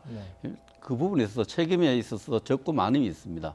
포괄적 책임을 지는 정부 여당과 또 대통령이 국론 분열, 부적절한 인사, 철저히 검증되지 않은 사람을 임명함으로써 우리가 소비하지 않아도 되는, 낭비하지 않아도 되는 국력을 엄청나게 낭비했고 귀중한 시간을 낭비했습니다. 이 부분에 대해서 좀 통렬하게 반성하는 모습이 정치권 전체가 있어야 되는데, 그중에서도 대통령으로 송구하다 했으니까 우리 민주당의 그 지도자들도 그 부분에 대해서 방조했지 않습니까? 그 임명 과정과 그 과정에서 우리 한국당이 또 야당이 책임이 있다 이런 생각보다는 먼저 대통령 같이 반성하는 모습을 보여야 된다 이렇게 생각하고, 국민명령 1호가 왜 검찰 개혁이 됩니까? 여기에 대한 반성이 돼야 되죠. 대통령의 사과라고 생각하시니까 다행입니다. 이제 순서는 대통령의 사과를 하셨으니만큼 제1야당 대표가 광장에 나갔던 부분을 하는 것이 순서겠지요. 그 다음에 무슨 또 여당이 해라, 이런 탓을 지금 저희가 볼 때는 국민들이 좋아하는 모습이 아닐 거라고 보고요. 오히려 더 어떻게 우리가 검찰개혁을 할 것이냐라는 것들이 이번 조국 장관의 사태가 남긴 저는 숙제다 이렇게 생각합니다. 그런데 백 의원님은 뭐 대통령이 오늘 사과를 했다고 말씀을 하셨지만 당 지도부에서는 사죄를 해야 된다, 더 구체적으로 해야 된다, 뭐 이런 얘기가 나오는데 추가 사과가 필요하다는 말씀이신가요? 오늘 부분에 대해서 잘못된 임명과 그에 따르는 데 대한 구체적인 사과가 부족했죠. 통렬하게 사과해야 된다 우리 지도부가 얘기했는데 그러나 포괄적으로 이렇게 국론을 분열시킨 데 대해서 국민에게 송구하다 이런 표현을 썼습니다. 그 부분은 포괄적으로 사과했죠. 포괄적으로 좀 더 명확하게 철저히 검증을 거치지 않은 분을 장관을 임명해서 그 장관 임명하면 생기는 여러 가지 국내적 갈등, 분열에 대해서 명확하게 사과할 필요가 있다 이런 지도부 그렇게 인식하고 있는 것 같습니다. 그러면 조국 전 장관이 사퇴 의사를 밝힌 이후에 1시간 뒤에 대통령이 이제 수석 비서관 회의에서 입장을 밝혔는데 어떤 내용을 이야기를 했는지 대통령의 입장을 들어보고 대통령의 입장에 대해서 여야 의원 두 분은 어떻게 생각하는지 한번 들어보도록 하겠습니다. 한번 들어보시죠. 네. 저는 조국 법무부 장관과 윤석열 검찰총장의 환상적인 조합에 의한 검찰 개혁을 희망했습니다. 꿈 같은 희망이 되고 말았습니다. 결과적으로 국민들 사이에 많은 갈등을 야기한 점에 대해 매우 송구스럽게 생각합니다. 그러나 결코 헛된 꿈으로 끝나진 않았습니다. 검찰 개혁에 대한 조국 장관의 뜨거운 의지와 이를 위해 온갖 어려움을 묵묵히 견디는 자세는 많은 국민들에게 다시 한번 검찰 개혁의 절실함에 대한 공감을 불러일으켰고 검찰 개혁의 큰 동력이 되었습니다. 언론의 역할에 대해서는 정부가 개입할 수 있는 영역이 아닙니다.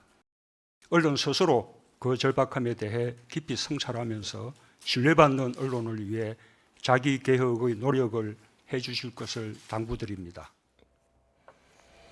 네, 대통령의 발언 들어보셨는데 저희가 그래픽으로 준비를 한 게 있습니다. 대통령의 발언 키워드 총 3개로 나눠봤는데요. 한번 이 그래픽을 보면서 하나씩 짚어보도록 하겠습니다. 그래픽 보시죠. 송구하다, 결과적으로 국민들 사이에 많은 갈등 야기한 점이 송구하다. 그리고 희망을 얘기했습니다. 하지만 그 검찰개혁의 희망이 헛된 꿈으로 끝나지 않길 바란다. 마지막으로 언론에 대해서는 스스로 깊이 성찰하며 개혁을 하고 노력을 해야 된다. 이렇게 이야기를 했는데 일단 한 가지 궁금한 게요. 며칠 전이었죠. 그 거리의 집회 이런 것들에 대해서 국론 분열이라고 보지 않았다고 말씀을 했는데 많은 갈등을 야기한 점이 송구하다 이렇게 얘기를 해서 어떻게 보면 좀 다른 것 같거든요. 약간 톤이 좀 더 그 송구스럽다는데 대통령 오늘 메시지가 좀 더 힘이 실렸는데요. 아마도 결과적으로 보면 사회 갈등이 지속되는 지점들에 대해서 대통령은 좀 무겁게 받아들이신 것 같습니다. 저희가 2주 전에 윤석열 총장에 대해서 개혁을 지시했을 때 어떤 의미냐 했을 때 제가 아마 검찰 스스로가 개혁을 하라고 하고 힘을 실어줬다 제가 이렇게 표현을 했었는데요. 실제로 오늘 대통령이 아까 말한 두 번째 키워드 희망에서 나왔던 건 윤석열과 조국의 환상적인 조합으로 검찰개혁, 사법개혁을 이끌어 나갈 수 있을 거라고 본인들이 판단하셨다라는 건데 그게 그 뜻대로 되지만은 못했다라는 아쉬움을 오늘 남기셨고요. 그리고 저는 그때도 그런 구상으로 아마 힘을 실어주는 축이었을 거다 이렇게 해석을 했었던 적이 있는데요. 오늘 크게 대통령의 메시지는 어쨌든 송구스러운 부분에 대해서 대국민 인식도 밝혔습니다만 더 중요하게 봐야 되는 건 결론적으로 검찰개혁을 이제 본격화하자. 그것만이 지금 여러 가지 시행착오에 대한 결과값을 우리가 만들어야 될 일이다. 이렇게 저는 표현하신 거라고 해석합니다. 근데 이 정치는 동기보다도 결과가 좀 중요합니다. 저는 그 부분에 대해서는 절대적 신뢰하는 부분이 한 나라의 대통령이 된 그 나라를 잘 만들고 싶은 동기를 갖고 있다고 생각합니다. 시작할 때. 그러나 그 결과가 엉뚱하게 갈 때가 많죠. 그래서 이 부분도 조국 전 민정수석을 장관 임명할 때는 이런 뜻이 있었는데 결과적으로는 국민 분열을 가져왔다. 그게 송구하다고 이야기했지 않습니까? 잘못한 거죠. 정치적 통찰력이 좀 부족했다. 이런 스스로 인정한 부분이었죠. 그러나 이제 앞부분에 보면은 사실 참 검찰 개혁이 어려웠다. 그러나 어렵지만 검찰 개혁 계속 하겠다. 근데 이 마지막 부분은 굉장히 심각한 인식이 아직도 문제가 있어요. 어떤 게요? 언론에 대해서 성찰을 요구하고 언론이 공정하지 못했다 하는데 사실 우리 야당 입장에서 언론이 너무 공정하지 못했다고 생각하는데 대통령도 언론이 공정하지 못했다고 생각하는 것 같아요. 그 잘못된 언론 때문에 언론 플레임 때문에 이렇게 대통령이 의도한 결과를 만들지 못했다. 이런 어떤 언론에 대한 어떤 불만 같은 것이 마지막에 저는 담겨 있다 생각해요. 저 어떻게 생각하는지 모르지만은 그 언론에 많은 성찰을 요구하는 부분은 언론이 잘못해서 상황이 이렇게 되었다 이런 거거든요. 그래도 이 상황이 이렇게 된 거에 대해서 그 철저한 자질 검증 없이 거기 그 임명했을 때 생길 수 있는 사회적 갈등 이런 부분 없이 임명해놓고 여기에 대한 책임은 언론과 다른 외부 요인을 돌리는 부분에서 인식이 좀 아직도 철저하지 못하다. 아니하다 이렇게 생각을 합니다. 네, 이제 뭐 언론을 탓했다라고 말씀하시는 건 과도한 해석이다. 저는 이렇게 보이고 오늘 성찰이라고 행간도 보시면 뭐 전문을 제대로 보셨는지 모르겠는데요. 있습니다, 전문을 한번 쭉 보시면 송구스러운 마음이 있고 이번 과정에서 느낀 교훈이라고 할까요? 또 우리가 생각해봐야 되는 언론 탓을 하지는 않았습니다. 근데 언론을 대통령께서 이래라 저래라 할 수는 없지만 언론도 스스로를 좀 생각해달라 이런 권유적인 의미라고 보시는 게 맞고요. 그리고 오히려 대통령이 지시할 수 있는 상황이면 지시를 하겠죠. 성찰을 시키고 그럴 필요가 없습니다. 제가 볼 때는 그렇게 보시는 거는 좀 과도하게 이렇게 보시는 것 같고 오히려 저희가 이 앞부분에 대통령께서 검찰개혁에 대한 절실함에 대한 공감이라든지 또 검찰개혁의 동력이 된 조국 장관의 행보에 대해서 이야기했던 것들을 보면 전체 모두 발언의 맥락의 핵심 키워드는 검찰개혁이 굉장히 중요한 사항이 돼버린 그것을 깃틀로 이야기해야 된다라고 평가하고 계신 거라고 봅니다. 근데 마지막 부분에 보면요. 대통령이 그러면 언론에 불만이 있다 이렇게 이야기를 할 수 없죠. 우리처럼. 신뢰받는 언론을 위해서 언론이 자기 개혁의 노력을 해줄 것을 당부드린다는 이야기는 굉장히 무겁게 언론에 대한 어떤 불만을 직접적으로 표현한 거라고 봅니다. 그 부분에 대한 부분 보면 이 상황이 언론 때문이라든지 야당 때문이 아니고 제가 볼 때는 그 조국 장관 본인과 본인 가족이 갖고 있었던 문제가 감춰져 있던 문제가 이렇게 드러나면서 생긴 문제거든요. 네. 검찰 개혁하려고 해서 국민들이 그렇게 조국 장관을 반대한 건 아니잖아요. 네. 가족이 또 조국 장관 가족이 아직 뭐 수사 중이기 때문에 뭐라고 뭐 단정적으로 이야기할 수 없는 그런 부분에 대한 여러 가지 제기된 의혹들 때문에 우리 사회가 이렇게 상식이 안 통하는 사회구나 이런 데에서 분노가 분출되고 그 분노 때문에 상황이 왔는 건데 네. 아직도 대통령은 전부 이걸 언론에 대한 어떤 조금 섭섭함 이런 것이 표현된 것이 저는 그 철저하게 아직 상황을 인식하지 못하고 있다 이렇게 생각을 합니다.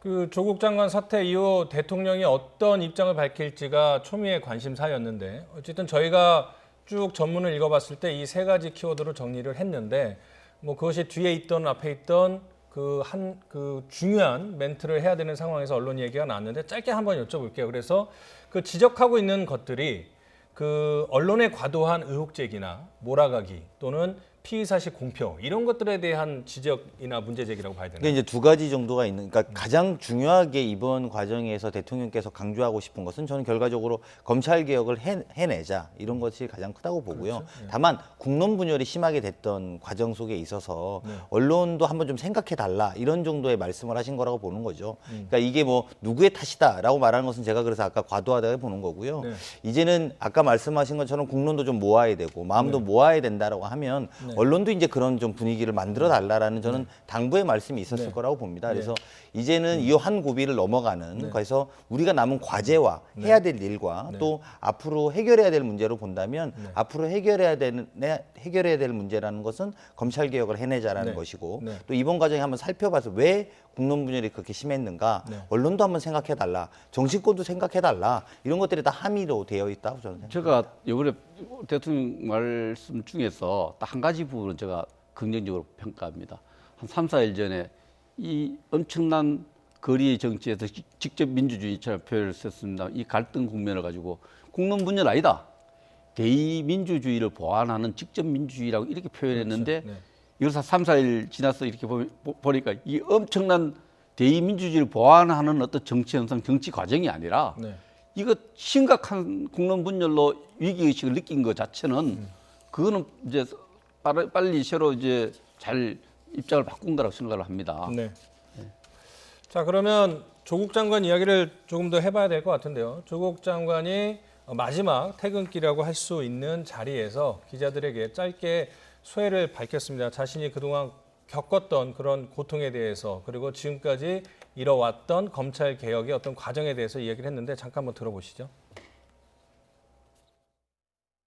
국민 여러분께 죄송하고 송구하고 감사하고 고맙습니다.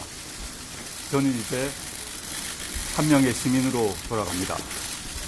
법무부 혁신과 검찰 개혁의 과제는 저보다 훌륭한 후임자가 맡으실 겁니다. 더 중요하게는 국민들이 마지막 마무리를 해주실 거라고 믿습니다. 언론인 여러분께도 감사합니다. 네, 그 시민의 한 사람으로 돌아간다고 했습니다. 뭐 오늘 사퇴를 했기 때문에 향후 행보에 대해서 이야기를 하는 게 좀 빠를 수 있을 것 같기도 합니다만 이미 언론을 통해서 내년 부산에서 총선에 출마할 것 같다라는 이야기가 나오고 있는데 그 가능성에 대해서는 어떻게 보십니까? 저희가 뭐 지금 그렇게 저는 사실 오늘 조국 뭐 개인적인 소회라고 할까요? 조국 장관의 저렇게 갑작스러운 사태 보면서 사람 대 사람으로서 정말 마음이 짠한 거는 있었습니다. 사실은 지난 몇십 일 동안 가족과 주변, 뭐 오촌 동생이랑 아니면 자기 동생 또 전 동생의 전처, 아들, 딸도 이전에 떨어진 학교까지 모두 다를 전방위적으로 100명의 수사관들이 100군데 압수수색을 하고 그리고 이제 검찰개혁이라는 존재 하나 정도만 남기고 이제 시작해달라 이렇게 하고 이제 시민으로 돌아간다. 저는 얼마나 지쳐 있겠습니까? 그래서 저는 조국 장관 스스로는 되게 지금 지치고 힘든 상태일 거라고 보는 게 맞고요. 그리고 좀 마음을 추스리고 나중에 그런 고민을 해도 뭐 다른 고민을 한다고 하면 그런 게 그때 가서 할 이야기지 지금으로서는 그냥 좀 너무 또 어떤 의미로 보면 지키지 못한 안타까움 전 여당 의원으로서 그런 부분은 오히려 좀 드는 대목이었습니다. 근데 저는 이제 마지막 돌아가는 저 말씀은 제가 공감이 충분히 가요. 시민으로 돌아갈 때 감사하고 이런 미안하고 송구하고 있는데 사실 좀 불쏘시개, 검찰 개혁의 불쏘시개로서 달라 그렇게 평가받고 싶다는 부분에 대해서는 저는 공감이 안 갔습니다. 이 불쏘시개는 엄청난 희생을, 자신의 희생에서 큰 불을 만드는 것을 불쏘시개라고 하거든요. 지난 35일간 우리 국민이 강요받았던 고통들, 이걸 생각하면은 아까 누군가가 분열과 고통의 불쏘시개라 그랬는데 그 불쏘시개란 말은 나중에 검찰 개혁이 완성되었을 때, 어떤 검찰 개혁이 진행됐을 때 그때 조국 장관이 이런 불쏘시개 역할을 했다. 다른 사람이 얘기해 줄 문제지 본인이 불쏘시개였다. 이게 35일 만에 퇴장하면서 물론 뭐 여러 가지 감회가 있겠습니다만은 남이 해줘야 될 이야기가 불쏘시개가 아닐까 그런 인식을 지었다. 오늘따라 것은 오늘 떠나는 분한테 내가 가혹하게 인식하게 평가하는 것 같아서 그런데 그건 좀 세월이 지나고 나서 그 남이 해줘야 될 말이 아닐까. 오늘따라 백 의원님께서 좀 야박한데 평가가 사실은 그 조국 장관 입장에서는 하고 싶었던 검찰 개혁을 다 못했으니까 아주 작은 부분밖에 하지 못했다. 사실은 검찰 개혁의 큰 장작 정말 다 태워서라도 뭔가를 좀 해보고 싶었을 텐데 작은 일밖에 하지 못했다. 즉 시작밖에 못하고 갑니다에 대한 아쉬움이 저는 불쏘시개라는 표현으로 나타날 거라고 보고요. 저는 뭐 이전에 조국 장관을 반대했던 분들도 오늘 몇몇 분들이랑 이렇게 통화하는 과정에서 보니까 그래도 막상 또 이렇게 그만둔다 그러니까 씁쓸하고 안타깝다. 이제 돌아갈 길이 모든 검찰 조사와 모든 상황이 이렇게 회저어져 있는 상태로 돌아가는 인간적인 면에 대한 안타까움들은 이야기하시는 분들이 꽤 많았던 것 같습니다. 강의원 의원이 충분히 이해가 되고요. 그러나 지난 2년간 이런 검찰 수사를 지휘하는 민정수석을 하면서 그 고통받았던 지금 주장하고 있는 여러 가지 인권 수사나 이런 부분 때문에 하지 않아서 정말 보진기를 선택했던 주위 분들 제가 몇 분 두고 있습니다. 수사받았던 많은 사람을 저는 주위에 두고 있어서. 적폐 수사 말씀하시는 거죠? 그렇습니다. 그럴 때 그 적폐 수사를 진행하는 컨트롤 타워에 있으면서 그때 왜 할 수 있던 자리에 있었는데 왜 못했는가? 지금 와서 장관 자리에 와서 이제 저걸 뭐 35일간 했는데 불쏘시개라는 거나 불쏘시개란 말을 스스로 쓰는 것에 대해서는 공감이 안 갔고 이 부분은 언젠가 역사가 다른 또 법학자가 법학 우리 그 분야에 있는 분들이 평가할 분들이 불쏘시개였다 아니었다를 평가할 거라고 봅니다. 그러니까 아마 이제 궁금한 건 그런 것 같아요. 정권 초기에 개혁을 할 수 있는 추진력이나 원동력을 많이 확보할 수 있는데 그 당시에도 정권 초기에 민정수석으로 있었는데 왜 그때는 그 검찰 개혁을 못하고 왜 이 시점이었는가에 대한 질문을 계속 야당이나 보수 진영에서 하는 것 같습니다. 지금 그 민정수석일 때는 특수부를 계속 보강하고 증강시켰어요. 특수부 강화를 시켜놓고 장관이 되니까 특수부를 줄이라는 거죠. 일반 국민이 볼 때는 특수부가 지금 가족을 수사하고 있으니까 특수부를 줄이라는구나. 가족 방탄용 계획이구나. 계획의 이름으로 가족을 보호하려는구나. 이런 이야기가 많이 생각이 들었거든요. 그러나 생각의 차이가 있는데 이거 너무 야박하게 오늘 제가 저 스스로 생각도 좀 야박하게 말씀드린 것 같은데 민정수석 때 그 우리가 여러 가지 그 컨트롤 타워 역할을 하면서 과거 수사를 지휘하면서 그때 왜 검찰 개혁이 지금 이야기하고 있는 인권 수사라든지 이런 부분에 대해서 착안을 해서 시행하려고 하지 않고 했느냐. 그래서 불쏘시개라는 말은 좀 아깝다 이런 생각이 들었습니다. 저는 너무 이렇게 단편적으로만 보시는 문제는 아니라고 보는 게요. 문재인 정부가 들어와서 저희가 인수위도 없이 청와대를 인수하게 되면서요. 바로 뭘 계획을 세워서 할 수 있는 형편은 아니었습니다. 조국 장관 또는 대통령의 입장에서 보면 일단 빨리 수습을 하고 왜냐하면 수많은 자리에 임명을 해야 되는데요. 민정수석으로서 그 역할을 저희는 훌륭하게 해냈다고 보고요. 동시에 그렇게 하면서 동시에 2번 정도의 검찰의 인사를 치러냈습니다. 2017년, 18년 정도에 검찰 인사들을 해나가면서 이제쯤이면 장관으로서 본인이 역할을 좀 하면서 검찰개혁의 마무리를 좀 짓겠다고 생각을 했던 것 같습니다. 제가 볼 때는. 근데 이제 그럼에도 불구하고 이제 아까 말한 적폐 수사와 지금 수사가 저는 좀 비교되는 것이 적절하지 않는 것은 사상 초유의 일이죠. 검찰을 지휘할 수 있는 법무부 장관에 대한 검찰의 수사였습니다. 그러니까 이게 다른 부분에 그런 경험이 우리가 과거에 본 적은 없었거든요. 더군다나 아까 말씀드린 것처럼 100명의 수사관, 특수부 3개 팀이 100명의 수사관으로 100일 동안 제가 야당 의원님들 만나면 늘 물어봅니다. 그렇게 조사해서 깨끗하게 다 나올 야당 의원님들 몇 분이나 계실 것 같냐고. 이번 사례가 딱 우리한테 적용되지 않는다고 우리가 누가 자유롭게 말할 수 있냐고 제가 여쭤봅니다. 그건 과도한 측면이 존재했다라고 봅니다. 다만 저는 이제 이렇게 해서 본인이 남기고 싶었던 그 단 하나의 글자 검찰개혁의 불쏘시개만큼은 우리가 좀 잘 받아안아갖고 문제를 해결해 주는 게 좀 바람직하다 이렇게 생각합니다. 제가 대정부 질문을 통해서 박상기 법무부 장관에도 헌법 정신에 있는 불국수 수사의 원칙을 좀 적용해달라는 대정부 질문을 여러 차례 했습니다. 그때마다 언론적인 대답을 받았습니다. 그 언론적인 대답을 받으면서 저는 이 부분에 굉장히 관심이 많습니다. 헌법 정신에 따라서 인권을 보호하면서 피의자를 수사하고 외국에 그런 경우 많거든요. 락키드 사건의 단아까 수장을 끝까지 우리가 불구속 수사를 쭉 재판을 진행을 보고 했는데 지난 2년간 수사를 할 때는 전혀 그런 원칙이 적용되지 않았습니다. 그런 측면에서 뭐 어쨌든 뭐 그걸 가지고 더 이제 말씀을 더 야박한 얘기를 드리고 싶지는 않은데 검찰 개혁에서 인권 보호 피의자 인권 보호 이 부분에 대해서는 우리 국회가 또 이 부분은 어떤지는 이때까지 뭐 60여 명의 장관이 거치면서 하려도 못했던 것을 우리가 그 피의자 인권 보호라는 측면에서 검찰 수사에 나쁘다고 평가받는 관행들을 고치는 데는 적극 나서고 그러나 큰 틀에서 검찰 개혁 입법부가 해야 될 일은 이제 대통령이 너무 관여하면 안 됩니다. 공약이다 해서 입법부의 그 국회의원 정당 간의 철저한 협치를 통해서 대통령 공약이니까 밀어붙이는 그런 개혁이 아니라 검찰 개혁이 아니라 입법부의 주요 정당 간의 합의를 통해서 검찰 개혁을 완성해 가야 된다 이렇게 생각을 합니다. 근데 이제 아마 여당에서는 그런 입장인 것 같아요. 오래전서부터 이제 검찰 개혁에 의사가 있었고 뜻도 있었지만 박근혜 정부의 그 국정농단 때문에 갑자기 대선이 치러지면서 준비할 기간이 없었고 그리고 국정농단이라는 초유의 사태를 촉발한 측은 자유한국당이기 때문에 어떤 그런 적폐 수사에 대해서 피의사실 공표나 여러 가지 검찰의 불합리한 것을 지적할 자격이 있느냐 뭐 이런 의견인 것 같기도 합니다. 제가 이렇게 들어봤을 때는요. 제가 오늘 아침에 어느 언론 인터뷰에서 정경심 그 교수를 구속을 하는 게 옳았냐, 그렇지 불구속이 옳았냐 이런 질문을 받았을 때 장관 부인이라 해서 특별한 대우를 해서도 안 되지만은 특별하게 불이익을 줘서도 안 된다는 원칙을 우리 지켜야 된다. 이것이 상식이 통하는 거거든요. 그래서 지난 2년간의 수사들의 모든 수사 뭐 직접 수사를 지휘했는지 아닌지는 또 우리 따져봐야 될 문제지만 그런 문제에 있어서 조국 전 장관도 한번 성찰하는 시간을 가지길 바랍니다. 그 지금 정경심 교수 말씀을 하셨으니까 정경심 교수가 자신의 페이스북에 의미심장한 글을 올렸더군요. 아마 자신의 남편 조국 장관의 사태를 보면서 그리고 수사를 받고 있는 자기 가족의 심정을 대변한 것 같은데요. 그래픽 한번 보시면요. 박노해 시인의 동그란 길로 가다라는 시를 올렸습니다.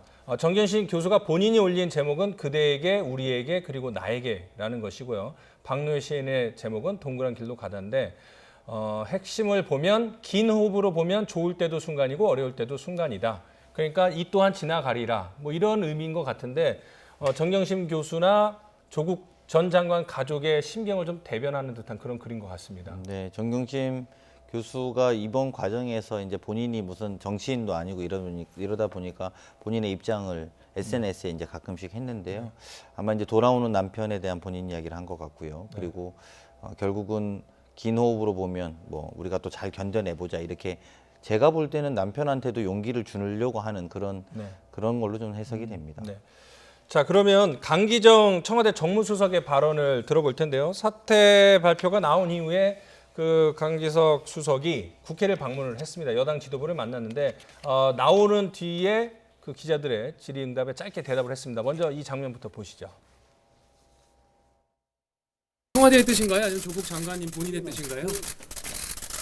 장관님의 결심이었어요. 조국 장관께서는 계속 이 촛불을 지켜보면서 무거운 책임감을 느끼셨어요. 자, 이제 그 대통령이나 여당 지도부의 결정이 아니라 조국 전 장관 스스로의 결정이다 이렇게 강조를 했는데 그러면 왜 이 시점에 사퇴를 결심했을까에 대한 의견이 분분합니다. 앞서 아니라고 그러셨지만 이제 집권 여당의 위기의식 이런 것들이 이번에 표출이 된 거다 뭐 이런 의견도 나오고 있는데 그러면서 이제는 많은 언론이나 전문가들이 유심 있게 본 것이 바로 이번에 나온 YTN이 의뢰하고 리얼미터에서 조사한 여론조사 결과입니다. 한번 그 결과를 그래프로 보시면요. 빨간색이 대통령에 대한 부정 인식입니다. 56.1%, 파란색 긍정이 41.4%였는데 역대 최저치를 기록했다라는 소식입니다. 그리고 여야 정당의 그 지지율을 보면 더불어민주당 35.3%, 자유한국당 34.4%로 0.9% 포인트 차이인다. 이 정부 출범 뒤에 최소 격차라고 합니다. 물론 더불어민주당에서도 조국 사태가 계속되면서 약간의 위기의식을 느꼈겠지만 이번 조사 결과가 보면 생각보다 엄청나게 격차가 좁혀져서 오차 범위 내에 들지 않았습니까? 그런 네. 위기의식이 어느 정도 반영이 됐다고 봐야 됩니까? 만약에 뭐 저희 여당의 어떤 장관이든 또 여당이 어떤 국회의원이든 저 수치를 보고 위기의식을 안 느꼈다면 그것도 좀 제가 볼 때는 쉽지 않은 말인 거죠. 다들 느꼈을 거라고 봅니다. 그리고 저도 뭐 보면서 굉장히 충격적으로 받아들이는 지점들이 있고요. 무엇보다도 국민 여론의 엄중한 마음이다. 저희는 이렇게 생각합니다. 그리고 지금부터라도 국민 마음을 정확하게 이해하고 하나하나씩 요구들을 실천해 나가고 또 평가받는 자세로 일하는 게 여당의 자세라고 저는 생각합니다. 어떤 노력이 필요할까요, 앞으로? 저희는 이제 결과적으로 오늘도 이제 뭐 고위전략회의가 당에서 이제 긴급하게 오후에 열렸는데요. 크게 두 가지 정도의 고민은 어쨌든 큰 방향에서 우리가 해나가야 되는 것 아니냐. 무엇보다도 경제와 민생 문제, 특히 이제 국감 남은 기간 동안 민생과 경제를 정확하게 챙기자 이런 것들의 입장을 가져가고요. 동시에 어쨌든 검찰 개혁은 이제 법적으로 우리가 완성을 해야 되겠다. 더 이상 이 큰 혼란의 시대를 좀 크게 마감하려면 조국 장관 사태 또한 본인의 입장에서는 이게 사법개혁의 찬반 논란이 아니라 조국의 찬반 논란으로 갔던 부담이 굉장히 많았을 거라고 저는 봅니다. 이제 그 대신 본인이 그 부담을 덜어줄 테니 사법개혁의 문을 좀 더 열어달라는 저는 호소도 포함되어 있을 거라고 보거든요. 그래서 사법개혁과 결국은 민생경제 살리는 문제로 여당이 아마 집중해야 된다 이렇게 생각합니다. 아마도 이제 여론조사 결과를 보도할 때마다 저희한테도 이제 항의 전화가 옵니다. 지지하는 정당이 어디냐에 따라서 정확하지 않다. 뭐 이렇게 하고 있는데 자유한국당 입장에서는 34.4%라는 높은 지지율을 지금 회복을 했습니다. 그런데 이런 것이 신기루가 될 수도 있을 것 같고 반사이익을 누릴 수 있을 것 같다는 생각도 드는데 자유한국당 입장에서는 어떻게 보세요? 뭐 집권 여당이나 야당이나 이렇게 지지율이 출렁거리면은 떨어질 때는 일희일비하지 않는다. 그러고 또 좀 올라가면 고무되고 그렇습니다. 근데 지금 사실 그 사태의 배경과 관련된 질문들인데요. 첫째는 저는 가족 수사에 대한 압박이 수사 정점은 좀 컸다고 보고요. 둘째는 이 집권 여당의 중진들을 중심으로 지난주 중반부터 의견 수렴을 쭉 해갔는데 그 시점이 여론조사 시점하고 같습니다. 지금 리얼미터 뭐 이름 대면 안 되는 거 그 여론조사에 그 7일, 8일 또 10일, 11일 이렇게 여론조사하는데 끝까지 좀 떨어지죠. 집권 여당의 지지율이 특히 11일에는 충격적으로 하루 기준이지만은 민주당 지지율이 33%고 한국당 지지율이 34.7%, 1.7% 한국당의 우위에서는 우리는 워낙에 처져갔으니까 굉장히 그런 현상까지 벌어지는 이런 과정이 민주당 중진들 여론 수렴하는 것이 청와대에 전달되었고 청와대에서 이런 부분들이 청와대만 공유한 것이 아니고 법무부 장관도 공유하지 않았느냐 이런 것들이 이제 사태 결심을 이어졌지 않느냐 이렇게 생각을 합니다. 그러나 이후에 이제 제가 짐작해 보건데 민주당으로서는 이제 조국이라는 블랙홀, 전국 블랙홀에서 좀 탈국해서 국면을 좀 바꾸려고 하는데 국면 바꾸려니까 입법부 안에서 검찰 개혁의 어떤 하나의 모멘텀, 새로운 검찰 개혁의 어떤 그런 분위기를 반전을 해보려는 노력하지 않겠느냐. 그것이 이제 패스트트랙으로 통과된 법사위 결의 중인 법안 통과 쪽에 영향을 좀 집중할 것 같다는 생각이 듭니다. 그런데 우리 당의 입장에서 봤을 때 저희 당의 입장에서는 이제는 정말 국정을 정상화시키는 그런 계기를 대한민국을 생각해야 된다 이 생각입니다. 그런 측면에서 그 지금 패스트트랙에 집착한 어떤 그런 네. 검찰 개혁을 하기보다는 네. 진정으로 이 국정을 같이 논의하면서 그런 부분에 대해서 논의해야 될 타이밍이 아닐까 그런 네. 생각을 네. 합니다. 예. 이제 패스트 트랙을 말씀하시니까 잠시 정리를 해드리면 이제 우리말로는 신속 처리 법안이라고 할 수 있는데요. 지난번에 사법개혁 법안이 올라와 있고 선거법 개정 법안이 올라와 있는데 이것을 이제는 신속하게 처리를 하겠다 뭐 이런 얘기를 하고 있는데 지금 정의당을 제외한 야당에서는 우선순위는 선거법이다. 그러니까는 내년 총선에 그 룰을 먼저 정하고 그다음에 검찰개혁, 사법개혁 법안을 처리하자는 입장입니다. 그래서 조국 장관이 사퇴를 하고 여당 입장에서는 사법개혁을 완수해야 되는 입장이긴 하나 지금 이런 그 지지율을 획득한 자유한국당 입장에서는 압박, 대여 투쟁의 강도를 좀 높일 것 같다. 뭐 이런 생각도 들거든요. 그래서 우선순위에 있어서도 일단은 여러 가지 엇박자가 날 것 같다는 생각도 좀 듭니다. 이렇게 이제 국민들의 의견들이 크게 모일 때 그걸 해석하는 게 굉장히 중요한데요. 특히 여의도 정치가 잘못하는 게 그들의 이야기를 국민의 이야기로 자꾸 치환하려고 합니다. 선거법은 국민들이 그렇게 예민하거나 국민들이 어떻게 바꿔야 되는지에 대해서 그렇게 요구가 높지 않습니다. 저희가 적어도 분석하기로는. 다만 소수 야당의 입장에서는 의석수를 보장받기 위해서 그걸 가장 우선시해라라고 주장할 수 있을 거라고 봅니다.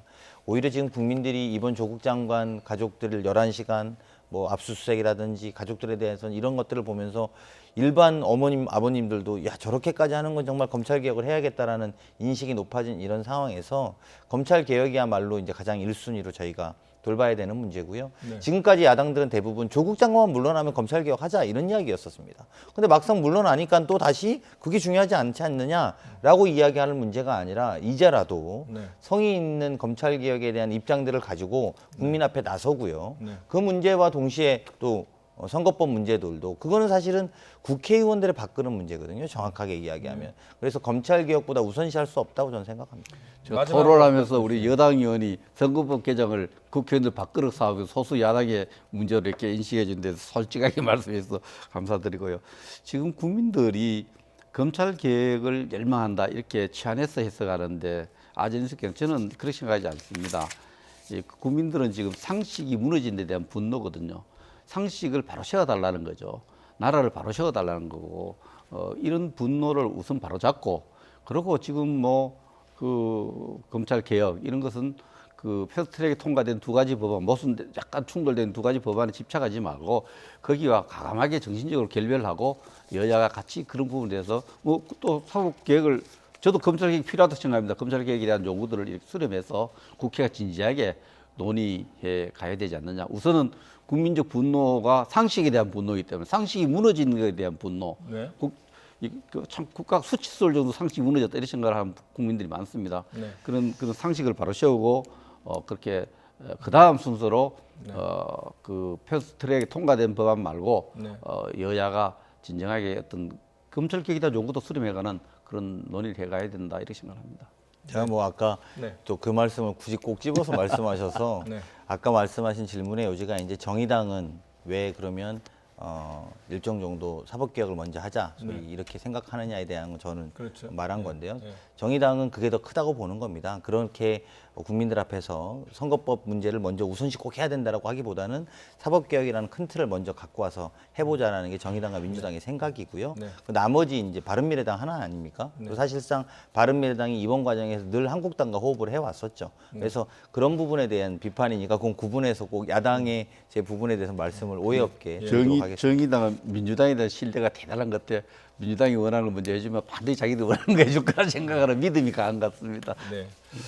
어쨌든 뭐 마지막으로 이제 여당의 입장은 그 국민이 원하는 거는 이제 검찰 개혁이 중요시하기 때문에 그 부분에 대해서 추진해 나가겠다 이런 말씀이신 것 같고 자유한국당은 다른 의견인 것 같습니다. 다음 시간에 또 기회가 된다면 패스트 트랙 문제 앞으로 향후 정국에 대해서 더 이야기를 나눠보도록 하겠습니다. 오늘 나이트 포커스 강훈식 민주당 의원, 백승주 한국당 의원 두 분과 말씀 나눠봤습니다. 고맙습니다.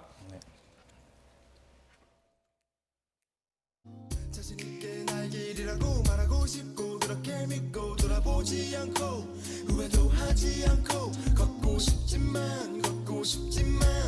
싶지만 아직도 나는 자신이 없네 나는 왜 이 길에 서 있나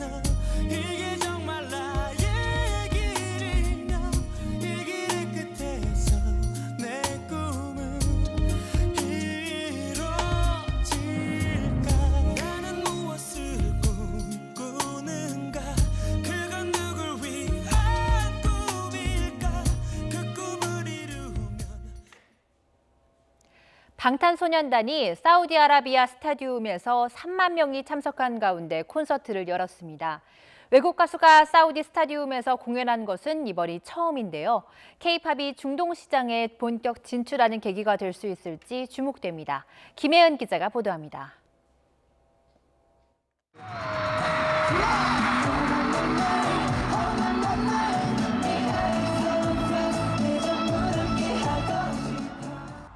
방탄소년단의 첫 중동 콘서트가 열린 곳은 사우디아라비아 수도 리야드의 킹파드 인터내셔널 스타디움입니다.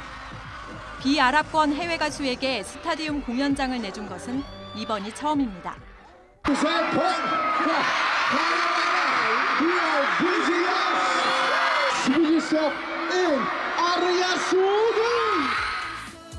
리야드의 랜드마크인 킹덤 타워와 알 파이살리아 타워는 방탄소년단 상징색인 보랏빛으로 물들었고 이슬람 지역 여성들이 입는 검은 망토, 아바야를 두른 팬들이 공연장 주변을 가득 메웠습니다. 이번 콘서트는 급변하고 있는 사우디아라비아 개방 정책과도 맞물려 있습니다. 실제로 이번 콘서트에서 외국인 여성에 한해 아바야 착용 의무를 없애는 등 엄격한 규정까지 완화했습니다. 무함마드 빈 살만 왕세자를 중심으로 원유에 집중된 구조를 바꿔나가고 있는데 특히 영화, 콘서트 등 문화 개방 확대 방안에 힘을 쏟고 있습니다.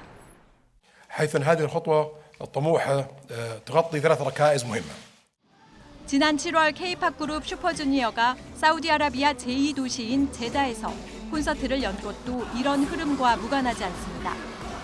세계적 인기에 힘입어 이미 중동 지역에서도 팬층이 두터운 방탄소년단의 이번 콘서트는 확실한 마중물이 될 전망입니다. 사우디아라비아를 매개로 해서 아랍 지역 전체로 이제 확산될 수 있는 중요한 플랫폼 역할을 할 수 있기 때문에 더 각별한 의미가 있다고 생각이 듭니다. 미국 뉴욕 시티필드, 영국 런던 웸블리 스타디움 등 꿈의 무대로 불리는 대형 공연장에 선 방탄소년단. 해외 가수들에 대해 가장 보수적인 중동 지역까지 뚫으면서 K-팝의 미래까지 이끄는 견인차 역할을 톡톡히 하고 있습니다. YTN 김혜은입니다. 올해 노벨 경제학상의 영예는 에스테르 뒤플로와 아브히지트 바네르지, 마이클 크레머 등 미국 대학 교수 3명에게 돌아갔습니다. 프랑스계인 뒤플로와 인도계인 바네르지는 마세추세츠 공과대학 교수로 부부이며 크레머는 하버드대 교수입니다. 최연소 노벨 경제학상 수상자인 뒤플로 교수는 2009년 이 상을 받은 고 엘리너 오스트롬 애리조나 주립대 교수에 이어 두 번째 여성 수상자입니다. 노벨위원회는 수상 이유에 대해 전 세계의 빈곤 퇴치 능력을 높이는 데 기여했고 불과 20년 만에 이들의 새로운 실험 기반 접근법은 개발 경제를 변화시켰는데 이것은 현재 번성하는 연구 분야가 됐다고 설명했습니다.